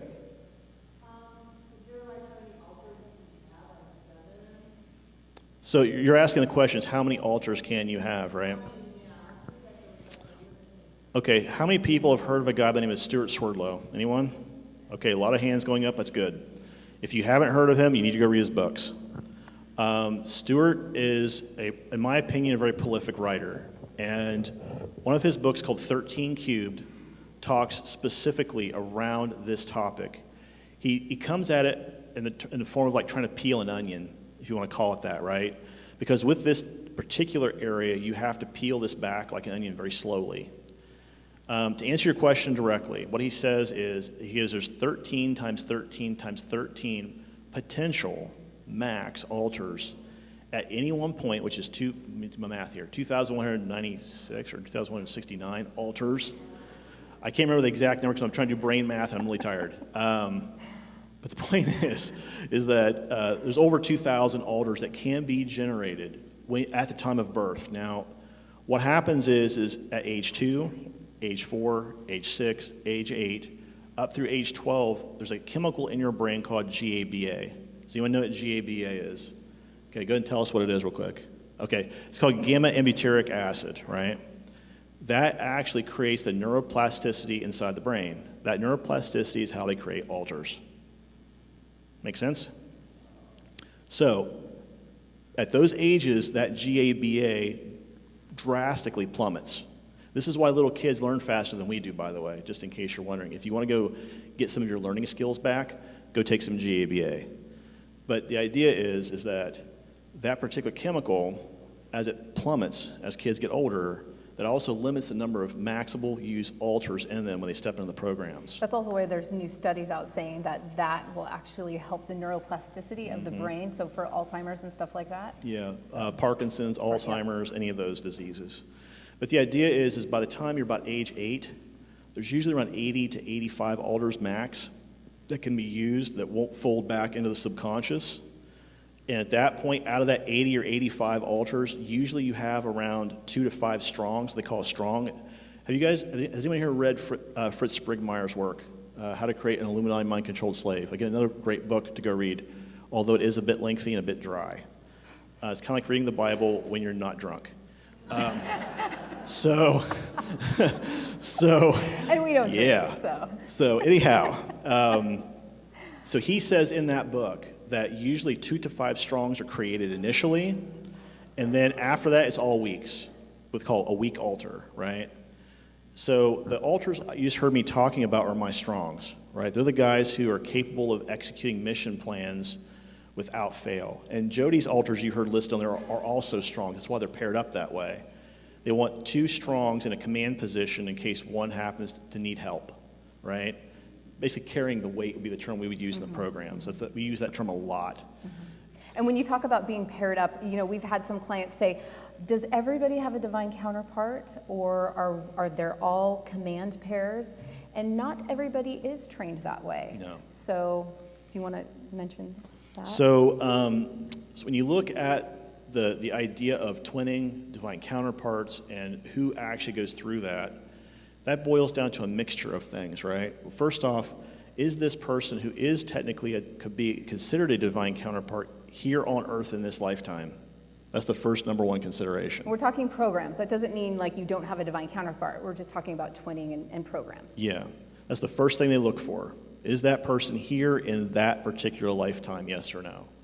If they are, at that point, that is when they say, okay, if that person's here, we need to locate them. And what they start looking for is what they call temporal signatures, meaning that the actual signature attached to your actual star-seated soul when it stepped into this lifetime and created, as Jodi mentioned so eloquently earlier, the note that went out to the chorus of humanity. The minute that note gets emanated, they track it down because they want to know who that person is for you, right? That's the only way it makes sense. You have to find this person.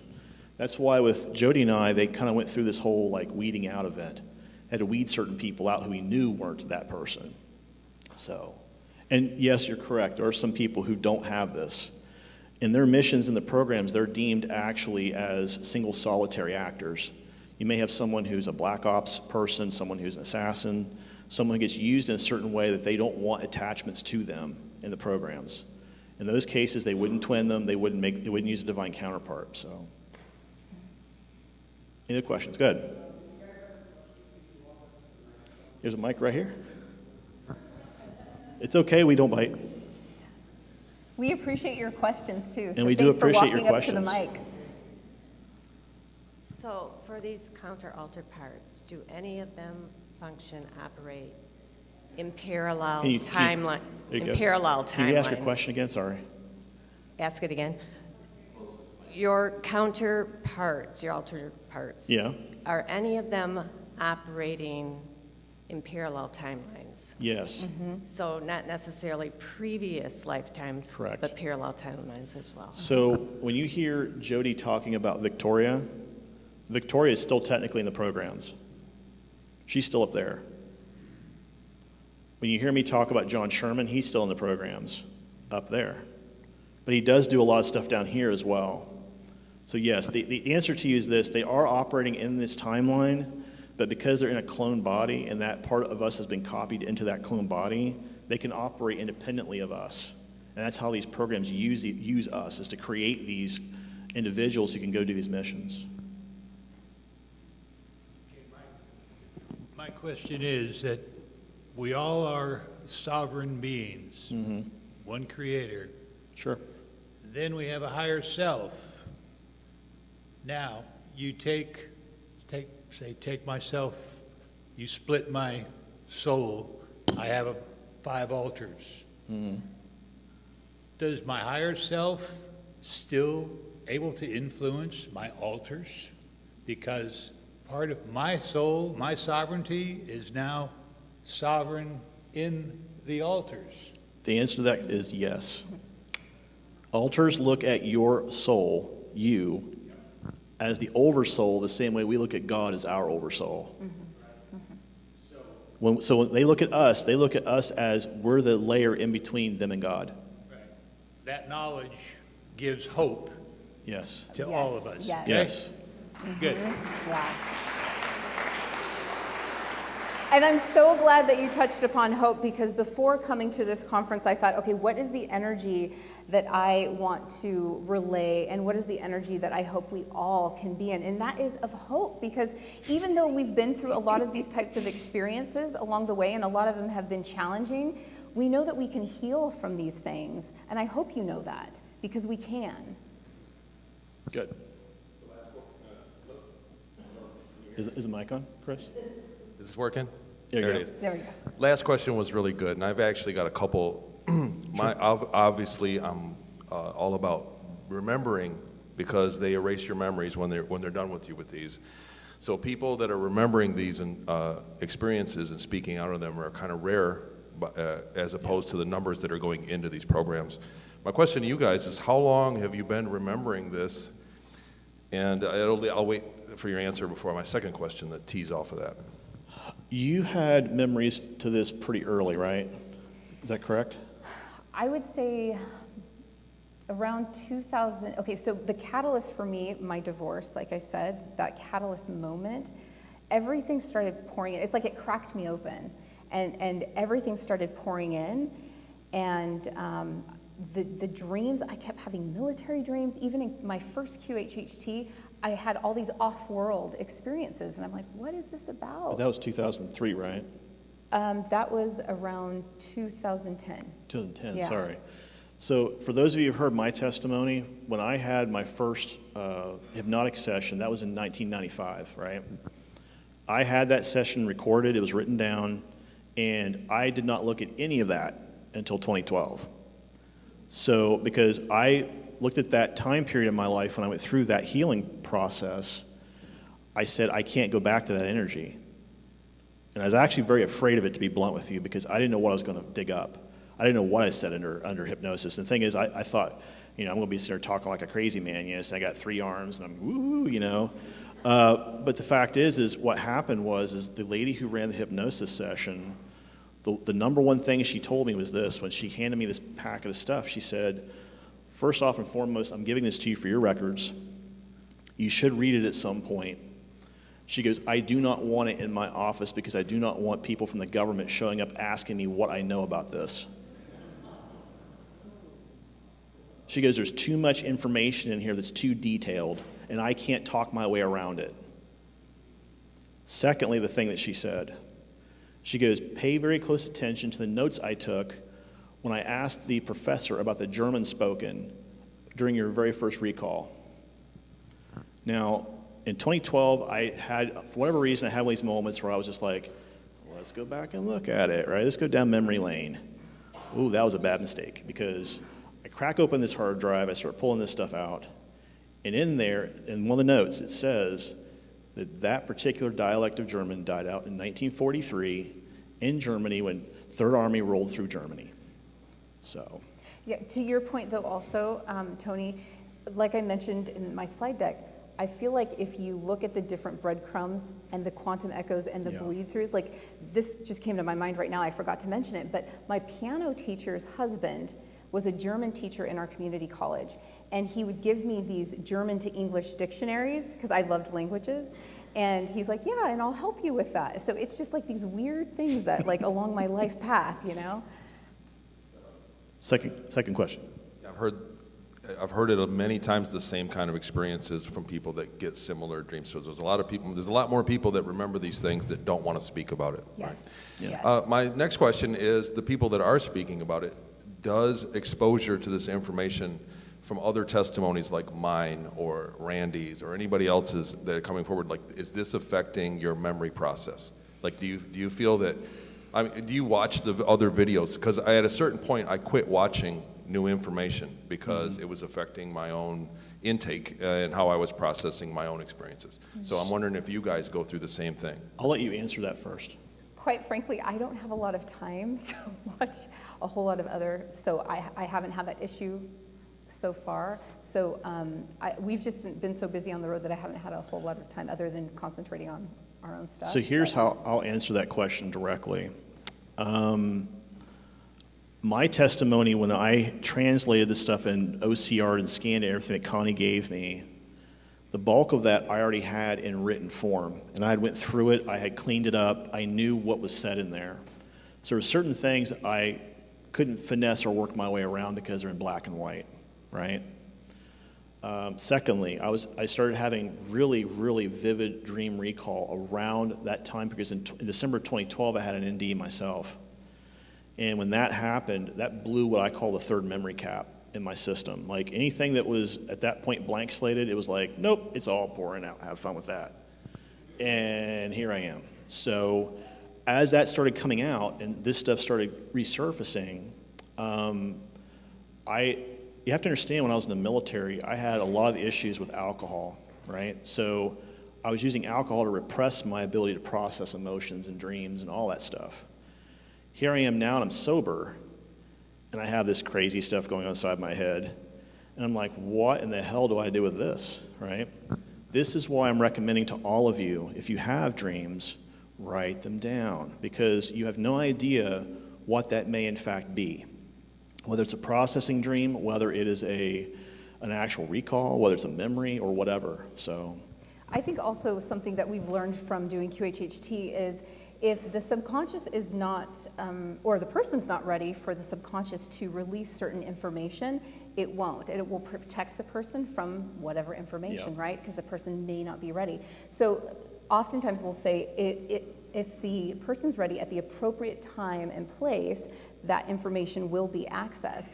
So I feel like as we further evolve and we become ready, certain information will just pour out. Sometimes like a fire hose, sometimes drip, drip, drip. But it all depends. And I just think that once we are ready, it will come through. And understand this too, guys. The other side of this too is that, okay, thank you, Tony.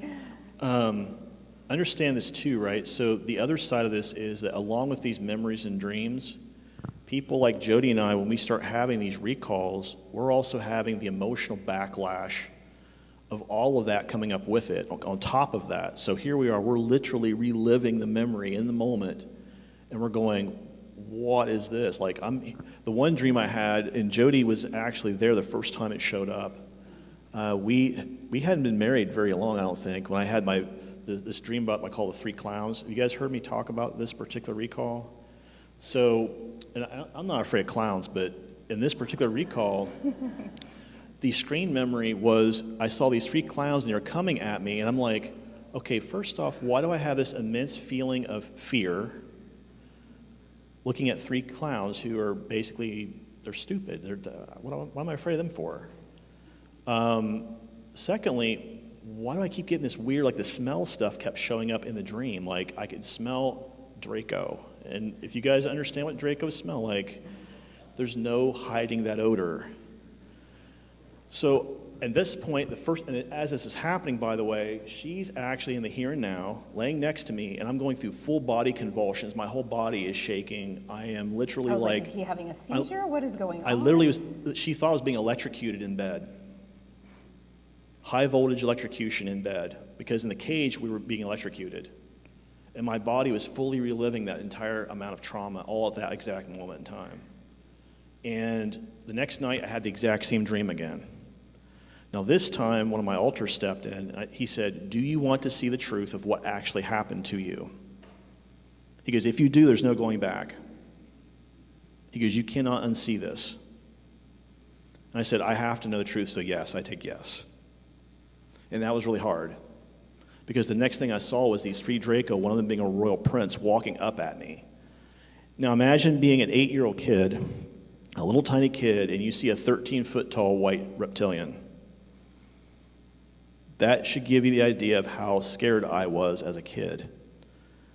This thing looked like everything that you could possibly imagine as Lucifer, except that it was white. It is that. The wings, the claws, the teeth, everything, right? So for me, I see this, and I'm like, okay. And he's like, you don't need to have the fear about this. He goes, but you need to understand how we were created. He goes, understand why you have the intense dislike for the reptilian Draco that you do. Because I did, and I still do to this day, by the way. If you guys have heard my testimonies, you know how I talk about them. I don't like them, because they manipulate us. But in that memory, as Jodi would tell you, the second night, the convulsions almost immediately stopped once Johan allowed me to see the truth. And he also showed me what happened, because I saw her there. I also saw her sister there and some other people there. My sister's in the programs too, my middle sister. Right. So there's all these folks I started naming right when I came out of the dream. All this data I started naming. I just fully described the whole area. I could tell her exactly what was going on in depth, in detail. So there is kind of a price to be paid if you want the recall, but the thing is like it's also about healing, right? That's the other side. I think that's kind of what you were getting at, Tony, if I'm hearing you correctly. There is this process where those of us who have absolutely been in have to heal through this process, and that's why Jodi and I do what we do. Is that when we find people who come to these events, and they are in fact experiencers like us, like you guys, our job is to figure out what modality, what we can do to address the actual pain and start doing trauma care. That's really what this is, folks. We're literally doing emotional, physical, psychic, mental trauma care to people. It's one thing to get your memories back, to get your recall. Then what do you do with the information, right? Okay, it's great, you write it down, you share it with others, you connect, but then there's a point in time where you have to heal, you have to integrate all of that. Yep. And that is some deep, hard work, but you can do it, and we are also here for you. Yeah, as well. So as I said earlier, that's the reason why we do what we do in our business, is that when I stepped into this, I originally did not want to step into the SSP world the way I did. Actually, I didn't want to come out. I'll be blunt with you. And some of you may have heard me say this originally. I was actually convinced by a guy who was running a SSP group on Facebook. He actually had me talk with this lady from Spain, then he had me talk to James. And I even told James, I think, on our very first video, I was like, I don't know that I really want to do this. Because it's just really hard for me talking about this stuff in a way that, if I'm not being authentic, and I said, if I'm being authentic, I said, I'm going to say some things that might offend some people. It might hurt some people's feelings. And that's why you guys, if you've watched, especially my testimonies and now Jodi's, you see the reason why we come across the way we do, because we sincerely feel the way we do because of what we've experienced. We have a question right here. Thanks for your patience. Go ahead, sorry. So, Jodi, specifically to you, sorry. Johan. Go ahead, no, good. She's my beautiful wife, go ahead. So, going back to that meeting where you were kind of yanked in DC, Oh, yeah. and you're meeting with Americans, and then there's also Russian businessmen there. And you spoke of, right, you spoke of one who was ex-FSB. Do you remember his name by chance? I don't. I'm sure if I connected with the DOD guy, he could tell me. Or do you remember the company that he ran in Russia by chance? Like, I was this cannot- like in the 90s? Like, was he No, in the no, FSB no. This was then? actually 2014. Okay, so he Or lingered. 2013 going, it was before the election in 2014, so it Sure. was 2013, yeah. Okay. But I could probably locate the green business that they were establishing here. Okay. And all of that, but, why, do you want to publish something? I was just curious if I could identify the guy, like if he came from the Yeltsin era or if he came from the Putin okay, era. I see what you're saying, to see what era, yeah. I could probably locate that for you. Okay, cool. Yeah, Thank you. yeah. Yep. We have one more question coming up. Hey, James. Yeah, hello. So I've known you probably about 2-3 years now. Yeah. So first thing I'd like to mention is I have been keeping a dream journal, and about 6 pages, 6 months of pages, it's probably about 12 pages disappeared from my journal.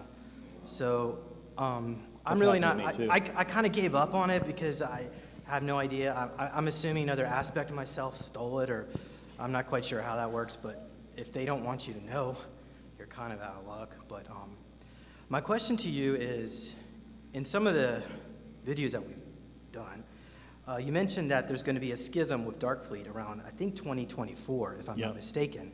So, in that particular timeline, the Alliance, well, a third of Darkfleet breaks off to create the Alliance, which was different aspects. I'm guessing Solar Warden and so on join in.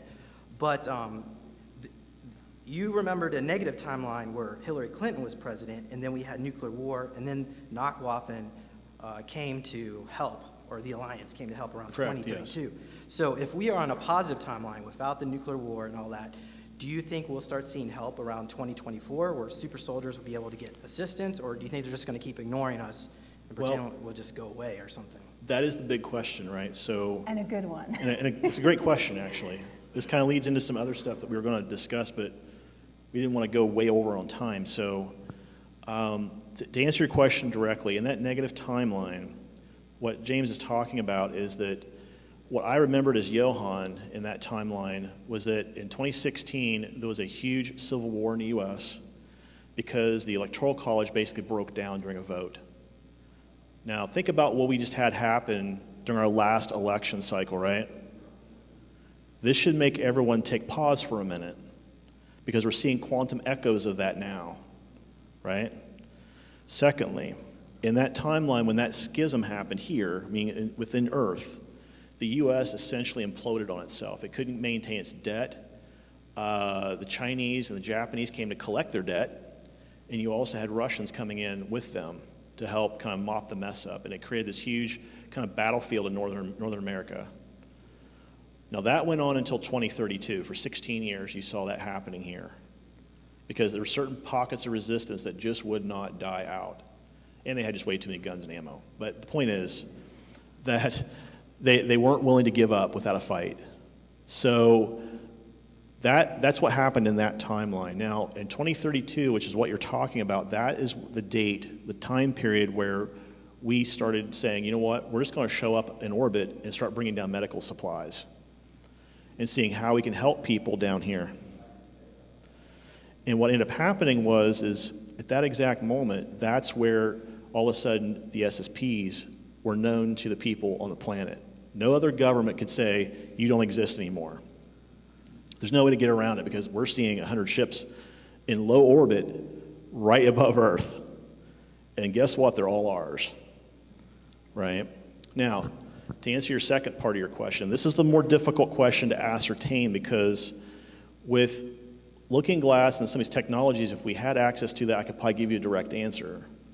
But the problem is that because of this singularity event where these two timelines are kind of collapsing back in on each other, they don't know the exact date when this is going to happen.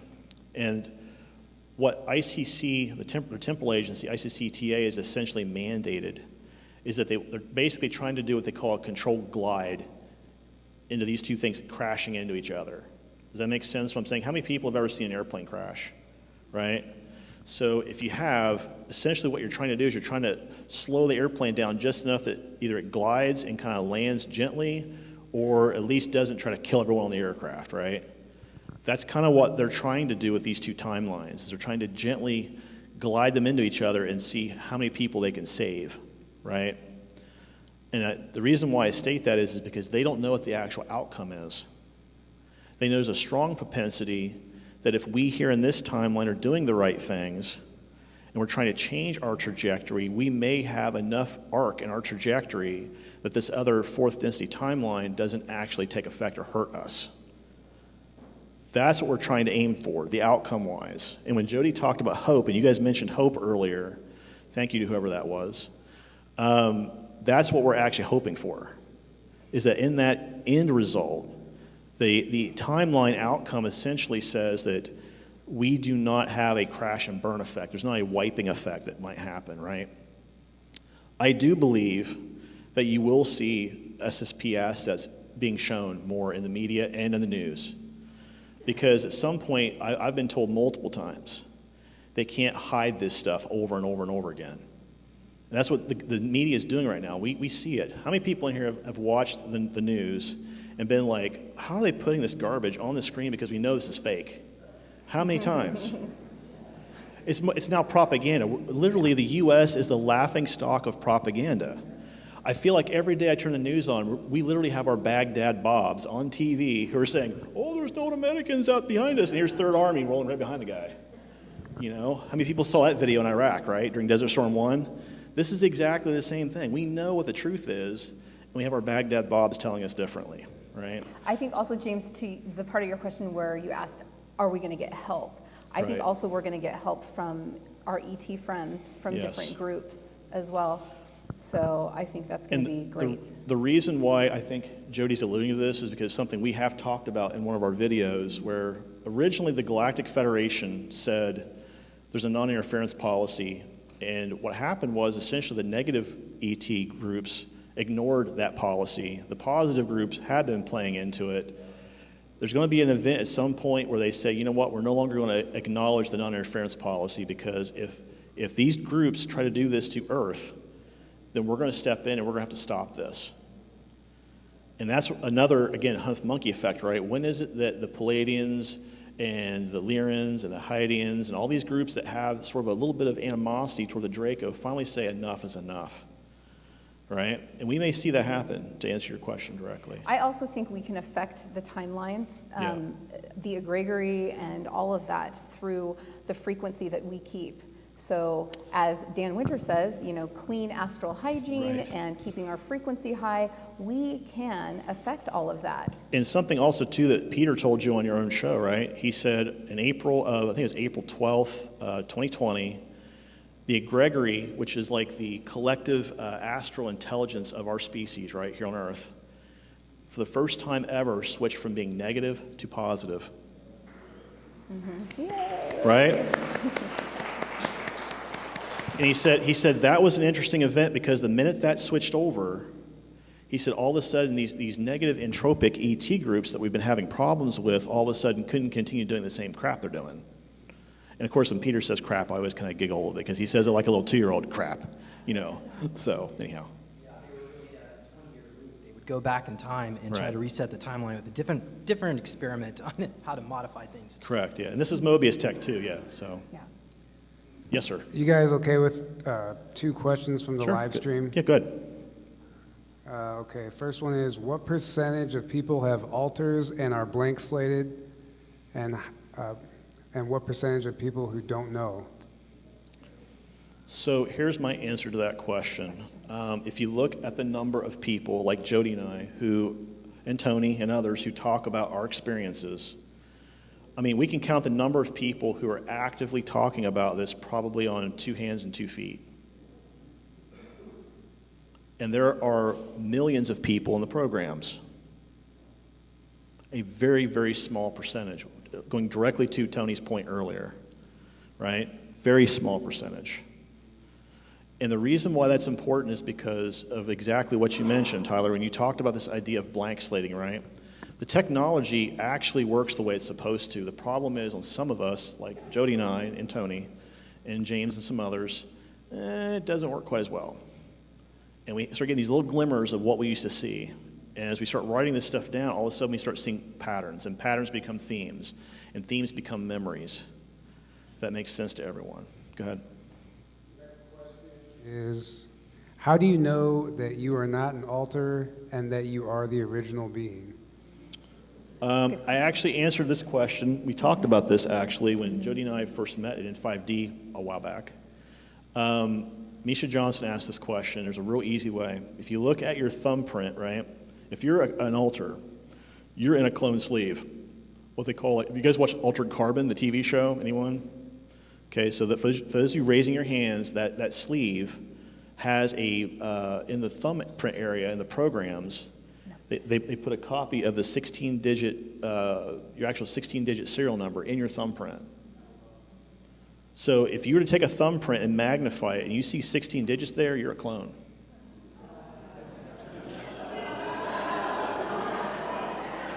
I think I just red-pilled half the room.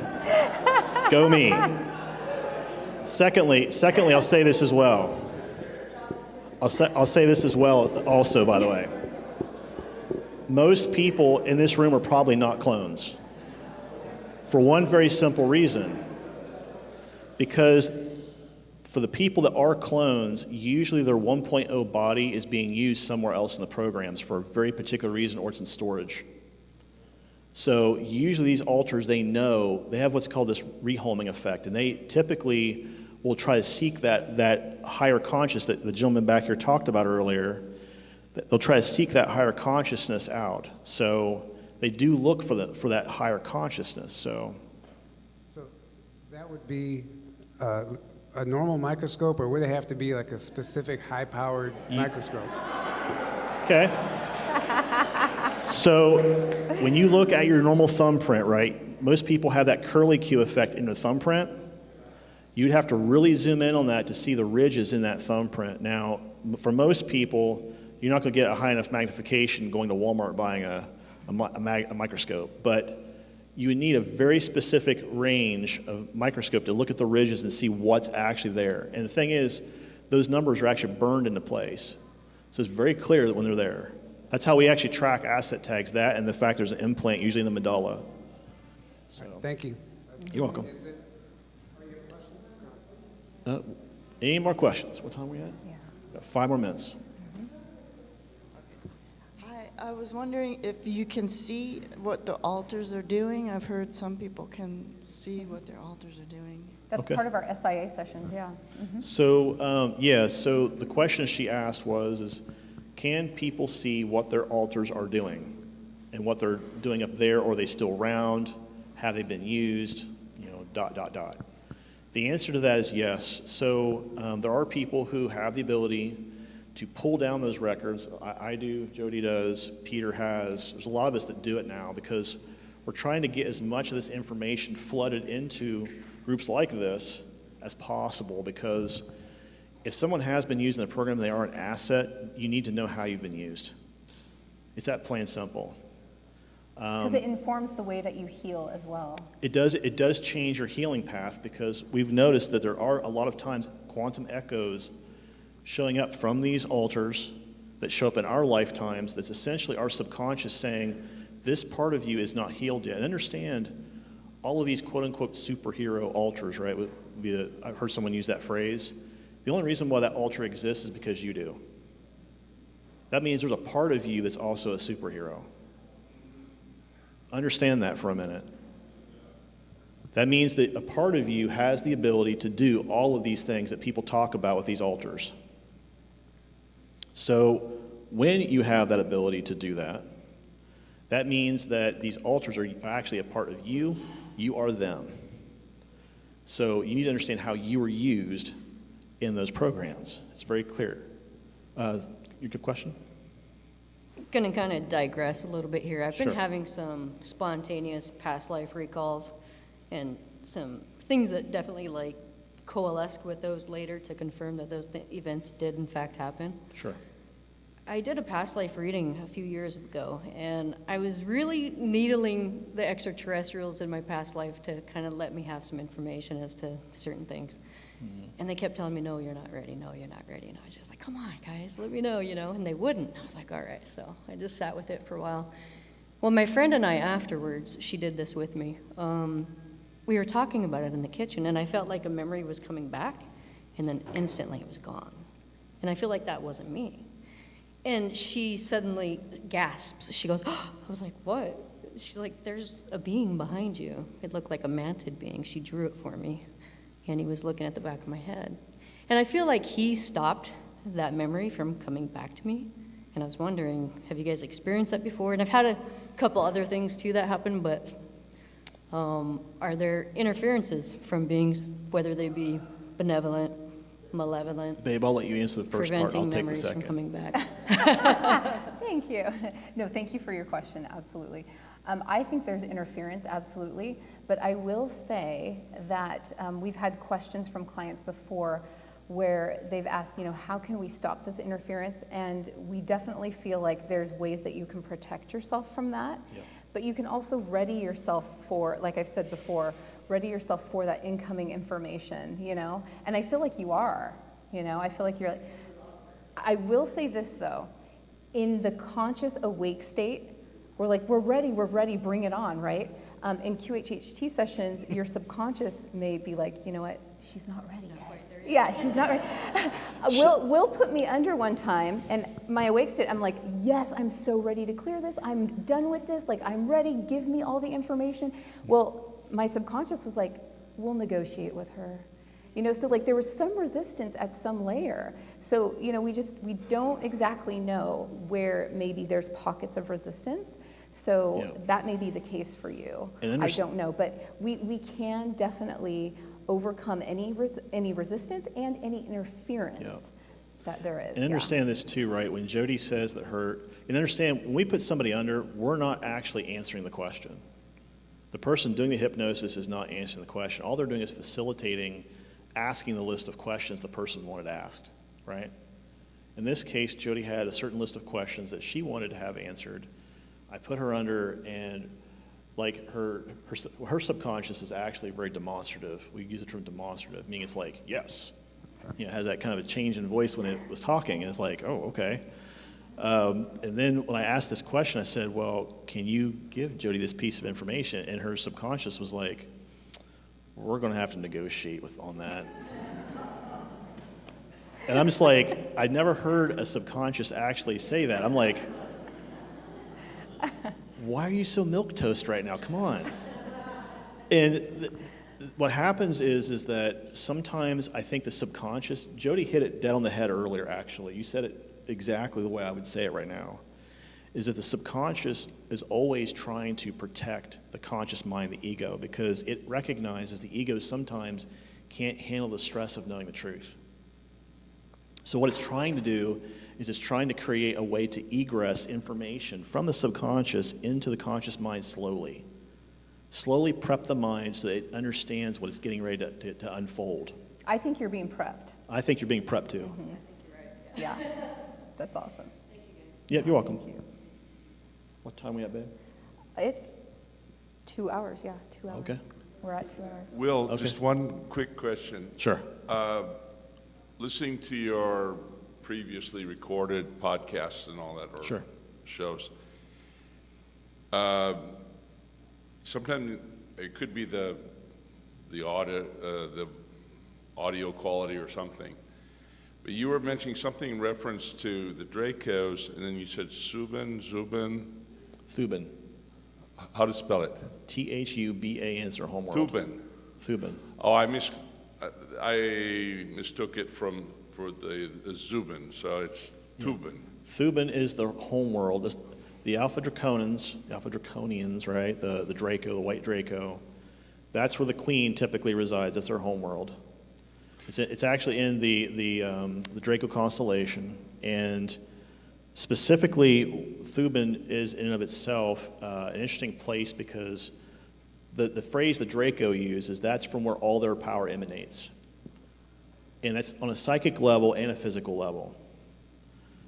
Secondly, when they say Thuban, which is what we're trying to say here in this world, they speak with a mixture of, you have the verbal imprint, the audio that we would typically say things in, right?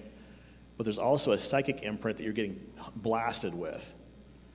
There are pictures, and I think James actually had the pictures on his site at one point where these Nazis were essentially forced into the ground the first time they met the Draco, because the Draco were trying to talk to them and not realizing they're swamping them with all this psychic information. And maybe they did realize that, I don't know. But they did that on purpose. They were trying to force them into submission. That's the way they work. So, good. Okay, so that's THUB, and Yep. it's in the Draco constellation. Yep. I mistook it for Zubin, which is in the Libra constellation. Yep. Thank you. You're welcome. Okay, I think that's it, right? Good job, man.